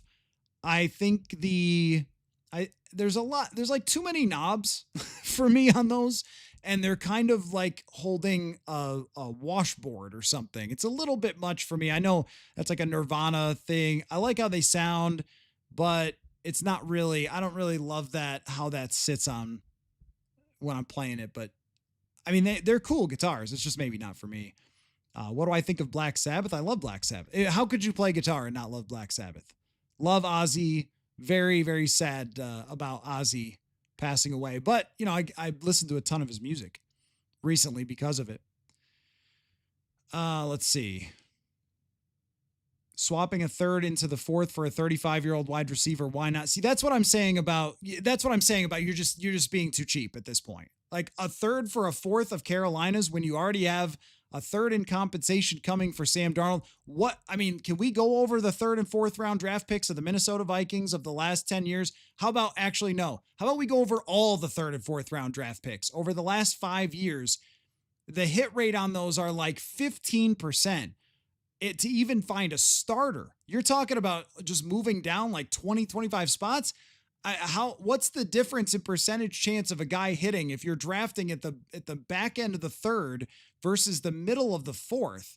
I mean, to me, 30, you say everybody brings up his age and not like how he's actually played. That's weird to me too, how obsessed everybody is with his age. There are receivers who are in their 30s who play in the National Football League on teams that win. Like, I don't know what to say. This happens all the time throughout history, is veteran receivers latch on with good teams and they help them win, and there you go. Do I have to use the Anquan Bolden example again or the Larry Fitzgerald example again? But Thielen is right in that same ballpark. Those guys can still help people win football games at the price of reducing your chances of a hit from the 3rd to the 4th round by 3%? I think that's completely worth it. It's to me, it's about production. It's about what has the guy done and what can he still bring you? Can Adam Thielen give you 110 catches? No, they don't need 110 catches. But the difference between Lucky Jackson and Adam Thielen, no matter how old he is freaking enormous. I just read you those numbers. He's made Bryce Young, every time Bryce Young over the last 2 years throws to Adam Thielen, he's a Pro Bowl caliber quarterback. Anytime he throws to anybody else, he's not, and not anywhere close. That's the effect that Thielen has had on his quarterbacks for his entire career. I read you the drop numbers. I mean, he's just been so good in his career. 4% of passes dropped in his career. Last 2 years, he has had contested catches, 13 out of 22. That's over 50% contested catches. He's still getting those. He's not going to get huge yards after catch. He's not going to get a bunch of 50-yard touchdown receptions. We know that. But you got to tell me who's better. If you're not giving up a pick swap and a couple fifths or sixth, you got to tell me who's better. Because Amari Cooper is off the table. KJ Osborne had 7 catches last year. Brandon Powell's not even in the league. These are your better options. That's pretty tough. So D. Smith says you have to think Kwesi has something in the works before getting thinner at cornerback. Samuel would maybe be a third or fourth on the chart. Yeah, if Samuel can play. I mean, the injury thing must be serious. But yeah, you're right about that. You are absolutely right about that. That there's got to be a second part to that move with another corner in mind, and we'll see who that is probably tomorrow. Well, Timothy, you're exactly right. They know that the Vikings are desperate. Yeah. A 5th and a 6th, no pick swap. I mean, okay, so and look, I don't know what the offers are. 5th and a 6th, like I think that that's fair, but if you're talking about moving down 20 spots and that's the thing that's going to hold you back from getting someone you need, that's not for me. That goes back to my Pawn Stars example when people walk out of the building and with 0 when they could have gotten something. So, a red zone, he would be important. Yep, I would agree. And the fact that the quarterback already has chemistry with him, find somebody else who has that. Like there's additional value here, I think. Son of Beavers, I think it's because we've been trained to think once a player hits 30, they have to retire or wash. No, it's totally right. That's completely right. Is that this is a night to really understand kind of the way a lot of people think about team building, which is if you're young, you're the best and we love you. And if you were a draft pick who worked out in any capacity, you're the GOAT. And if you're past 30, even if you have a great resume and have performed decently, you suck and you should leave. And I don't ever want to see you. and yeah, it's just, that is so much of, you're right. Like what we've been told about great team building is you must be younger. And yet it's not younger teams who win. That's the interesting thing is it's often veteran teams that win. Somebody brought up the 2021 Rams. Like those were veteran players. The 17 Eagles were veteran players. The Eagles last year had a ton of veteran players. Evan says, do we sign KJ tomorrow, then go back to Carolina and say we want him but no longer need him? It's worth a try. It's worth a try. Brian says, Thielen, LA Rams, Cooper Kupp, consistent, short, quicker routes. Yeah, there's a role in this offense for that he would, I think, be very good in. As far as going to them and saying we don't really need him because we've got KJ Osborne, it's probably not compelling. Probably not compelling. Yeah, I mean, look, you have to have younger players on the rise, but most of the time when teams win the Super Bowl, they have veteran players who are in their prime. And then there's some older players as well. But it's mostly veteran players in their prime. That's how you usually win. So Anthony says, you said no to a 3, but convinced me a 3 is worth it. Well, I'm moving a 3 for a 4. So it would be the Vikings giving a 3 and a 5 and a 6 for Thielen and a 4. That's how I would do it. Maybe they want it to be a 5. That's a lot. It's tough. I mean, it's tough to pull off a deal that you really want to pull off when the other team is sort of holding it over your head saying, I know you want it. I know you want it. Give us more. I know you want it. But that's what Carolina is doing. And you have to remember that Carolina has to win their trade too for their fans because their fans have number 19 jerseys and their fans have had very little to write home about. But one of the things has been the connection between Bryce and Thielen. So if you're giving them away, you have to be able to go to your owner in Carolina, who's a little bit on the aggressive side. You have to be able to go to your fans in Carolina and say, we won the trade. Because otherwise it's why did you give away Adam Thielen, right? That's what their fans are going to say. So in trying to put ourselves in their position, we don't have to do it. if I'm Carolina, we don't have to do it. I need my owner to say great job on the trade to me because it's a fairly new general manager in Dan Morgan. You have to also have the owner say, wait, did you just hurt our chances to win? No, I didn't. Here's why. And I helped us long term. Like, there's two sides to this. We usually kind of only put ourselves in the Viking shoes, but when you put yourselves in Carolina's, you understand why they're pressing the issue. But I thought it was interesting, that little comment in there from Schefter. Thielen wants to come back to Minnesota. So Silver Tongue never should have let Adam Thielen walk in the first place. Well, that was a little bit complicated because his contract was really bad. And I don't think that he really wanted to rework it in a way to make it really good. And they needed him to. Remember, they were in a very tough spot with the cap, like very tough. So, that makes a difference, that they were in such a brutal spot with the cap when they had to deal with that Adam Thielen thing. And that was the only way to really do it. It was smart to let him go when they did. And then they draft a very good wide receiver in Jordan Addison, who's been great the last 2 years, or really good and like on the way to better, even better. So that worked out for them in the short term, but you could get him back at a reasonable price cap wise, and a reasonable price potentially if they can convince Carolina, well, then that would be good for what they need. And if a receiver gives you 40 catches over a year, a couple of touchdowns, and he helps you through a really tough time at the beginning of the year, giving up a couple of draft picks is something you'll never regret. Like even for Cam Robinson last year, Cam Robinson and Cam Akers, they lost in the playoffs. I know, but those two guys were very important to them down the stretch. Like, do you really miss? And then look, if Adam Thielen plays well and signs somewhere else in next offseason, you get a comp pick back. Like, these things, they do kind of come around eventually. So Steven says Carolina's fans don't have high expectations. Just being competitive is good enough.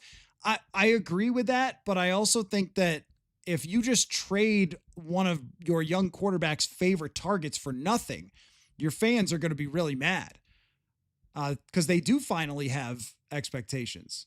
Saucy Nikki says, how are the Vikings stressing me out before the season start? It never ends, does it? It never ends. I still think that they are in a perfectly good position where they are to have a lot of success this year. So maybe don't let them stress you out that much until they play games. But it's a rare situation. Very rarely. They went into this camp with a decent plan. I don't think it was the best plan, but it was decent. Rondale Moore coming off an injury, but he had his burst back. Ty Felton in the third round. Fair enough. There's a draft pick. It was the highest they could take a wide receiver if they were going to take a guard in the first. Some folks like myself still argued for wide receiver, but then you wouldn't have Donovan Jackson. Okay, fair enough. And they knew there was a chance Addison was going to get suspended, a good chance, but they have felt good about where Naylor was at coming off last year, survive a couple games. But Naylor's injury really changes everything. Because even if he's coming back, he's going to, coming off of being banged up. So that kind of changes everything. And Rondale Moore getting hurt changes everything because Moore was someone who's played in this league before. He could get you through 3 games. But now you're talking about all guys who are undrafted free agents. Anthony, totally agree. Anybody who has watched the entire show today, I mean, wow. Huge neck rolls for all of you. Really appreciate that. Also, you've probably heard the FanDuel question of the day like 17 times, but I'll mention it again. Just if you haven't answered it. Jonathan Grenard, over-under for his sacks is 9.25. How many sacks will Grenard, Van Ginkel, and Turner total this year? That is the FanDuel question of the day, just to make sure I get that in each hour of the show. Dystopian Utopia, Vikings need a corner more than anything. If Naylor was healthy, I would agree, but I'm not sure. And no, Alex, we have not been given an update. We did ask Kevin O'Connell the other day. O'Connell reminded us that he does not have to give injury reports. And look, if you're the Vikings, you cannot say if you're trying to trade for wide receivers, oh my gosh, yeah, our number 2 guy is down, so we're screwed. Like that's not helping your case in these negotiations, is it? But yeah, I think that there is something that kind of tells us a little bit about where Naylor's at when he mentions evaluating options, as Kevin O'Connell did. That usually refers to surgery. And Scott, I mean, I think everybody would agree that Jakobi Meyers is a better player and he's in his prime, but you have to make that work logistically. What are you giving up? How are you making this work? How much are you paying him on a contract extension if you're going to work out an extension with him? All that sort of stuff. And how are you going to get him the targets? Because this is a 100 target type of receiver in Meyers. It'd be great. But is he going to be okay with like that situation here?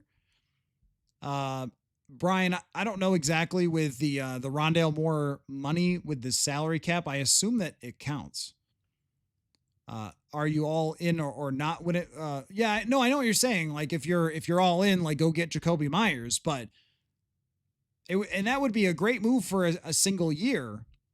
How do you make that? How do you make it work though? Because you might have to give up a lot for a single year. Then you're talking about giving up a big draft pick. And, you know, have we talked tight end 3? No, big day for tight end 3 tomorrow. We find out. I would assume Urasek makes the roster, but do they actually keep him? Because they've kept guys on cutdown day and then made a move the next day. Took a nap halfway through. There you go. You can go back and listen to the rest of it. So, well, that's where we're at. That's where we're at right now. Soon, okay, Moon. That's why KOC was annoyed when Seifert asked if he needed surgery. He doesn't get annoyed easily. Well, you're right. It was telling, wasn't it? That was telling. That I think, at least trying to read the tea leaves there on those comments, he didn't say, oh, he's fine. He'll be back week 1. So, you know. Tight end draft pick. Yeah, we just haven't seen Gavin Bartholomew at all. I would imagine he's going on IR. Yep. That's another bad break. Bartholomew looked good in minicamp and then just never saw him in camp because he got hurt. But, you know, I think we're going to get some of these answers tomorrow. So we'll see how that goes. Steven says, we know the gap from Lucky to Thielen is large. What if we got a few Trey Palmer types, him and Gabe Davis? Right. No, look, if they don't get Thielen, they're getting other people. And it probably will have to be 2. Someone's got to catch punts. And they need someone to play wide receiver 2 or 3, depending on how Naylor goes. You know, so this is what we get for the defense being healthy. Yeah, I guess so. It's kind of Kendall Fleming's not going to be, he might make the practice squad, but he's not going to make the team. Isn't Carolina over the cap? No one is over the cap at the moment. But they may need some cap relief to do some things they want to do. Timothy hoping Felton would have been better. It's just, no, he hasn't dropped a lot of passes. I don't think drop passes has been the issue. It's just development. It's that he has to learn how to play wide receiver. And then he got banged up too, by the way, in practice, but he has to learn how to play wide receiver in the NFL. It's not something that's easy to do. Like Jordan Addison made it look easy a couple of years ago, or Justin Jefferson, but those are first round draft picks. Those aren't guys who played really 1 year in college as the guy as number 1 wide receiver. Son of Beavers. Yep. DeAndre Carter. I did mention him earlier. Yep. Let's see. Did Powell return? Yes. Powell returned punts last year. And if they desperately need someone, they could bring him back. He was just a non-impact player there though. But DeAndre Carter seems like a great pick. Yeah. Carolina's not over the cap, but I'm sure they want cap space if they're giving up Thielen. So yeah, DeAndre Carter's been with, he's been with Chicago for a long time, right? So they would be familiar with him. All right. So, an epic night here, but, what's contributing to these injuries, Silver Tongue? It's just randomness, just total randomness. No, it's nothing. They've handled their injuries great. Jalen Naylor got hurt falling to make a catch. I mean, this is one of the most healthy teams in the NFL. This team is almost completely healthy across the board. It's just that Jalen Naylor went down to make a catch in the joint practice and hurt his hand or wrist. It happens. So, Ray away based on media hype. What percentage likely that we get Thielen? I would go right now. I will say still a coin flip, because What Adam Schefter did not report is that it's over. Adam Schefter reported that they've struggled to come to an agreement on compensation, which means Vikings pony up. That message was written by the Carolina Panthers for Adam Schefter, and I respect it. And he put it right out there. Brian, do you think KOC would have wanted Pickett over Wentz? I think that they are the same thing, the same exact thing. Like, they're both a backup who can win some games that you don't want to be a long-term starter. I like Pickett, okay, for a backup, but I don't think it's any different than Carson Wentz. So, is the NFC flag is, they're not taped down the best. I'm not so good at arts and crafts, so it's a little cockeyed. Yeah, it kind of fell a little bit. That's all right. Was the hope to podcast until another trade happened? Hey, I got at least one more Adam Schefter update out of it, though, didn't I? No, actually, when the show started, I was kind of thinking, what do I got to work with tonight? Well, Max Brosmer, people want to hear about that, and we'll talk about Amari Cooper, and maybe get into the arguments about the punter, and we'll see. I didn't really expect. I didn't expect Blackman to be traded, but I wasn't surprised. Put it that way. I didn't expect it, but I wasn't surprised. And maybe this does mean that they're very happy with Vaughn. We'll see. Okay, I should call it a night because now I'm going to go over and write for the newsletter some thoughts on Mekhi Blackman and that trade and where they're at. So make sure you go to purpleinsider.football, subscribe, tell your friends, all those things. Would I send Isaiah Rodgers out there to fair catch? Probably not. Probably not. And I'm going to have to wake up. You know what? I'm going to have to wait. It could be an endorsement of Okudah. Yeah. Oh no, this whole thing has been an endorsement of Okudah this whole offseason. They have liked him from day one. Minicamp, he was out there as the guy, and that never changed. He's been very physical, very aggressive, and they have spoken highly of his role. I think that they have liked Okudah, and he clearly won the job. It wasn't even close, but also, Blackman just did not perform at the level they expected. It was never even a competition. All right. Okay. Now, are you still married after this? Yeah. Yeah. Well, my wife, working for the Minnesota Lynx, just broadcast 4 games in 6 days. So this is our life, but Buddy the dog has been sitting right here almost this entire time. When the Matt Verderam interview was going on, my wife let him out, but he's been asleep just listening to all the trade talk. I think that he would send a third and a fourth. All right, we'll see what happens tomorrow. Definitely after cut down, I will be here, and maybe we'll have a trade by then. Maybe we don't, but that my plan is as soon as the Vikings release their 53, we will break down position by position and what is going to happen next. And we may end up live streaming all throughout the afternoon if other things happen. I can't wait to find out like the rest of you, but thanks everybody for joining, and we shall see very soon. So I would say probably put on those alerts is a good idea for when we go live. All right. Thanks everybody. Appreciate the marathon stream, and we'll catch y'all later. Football.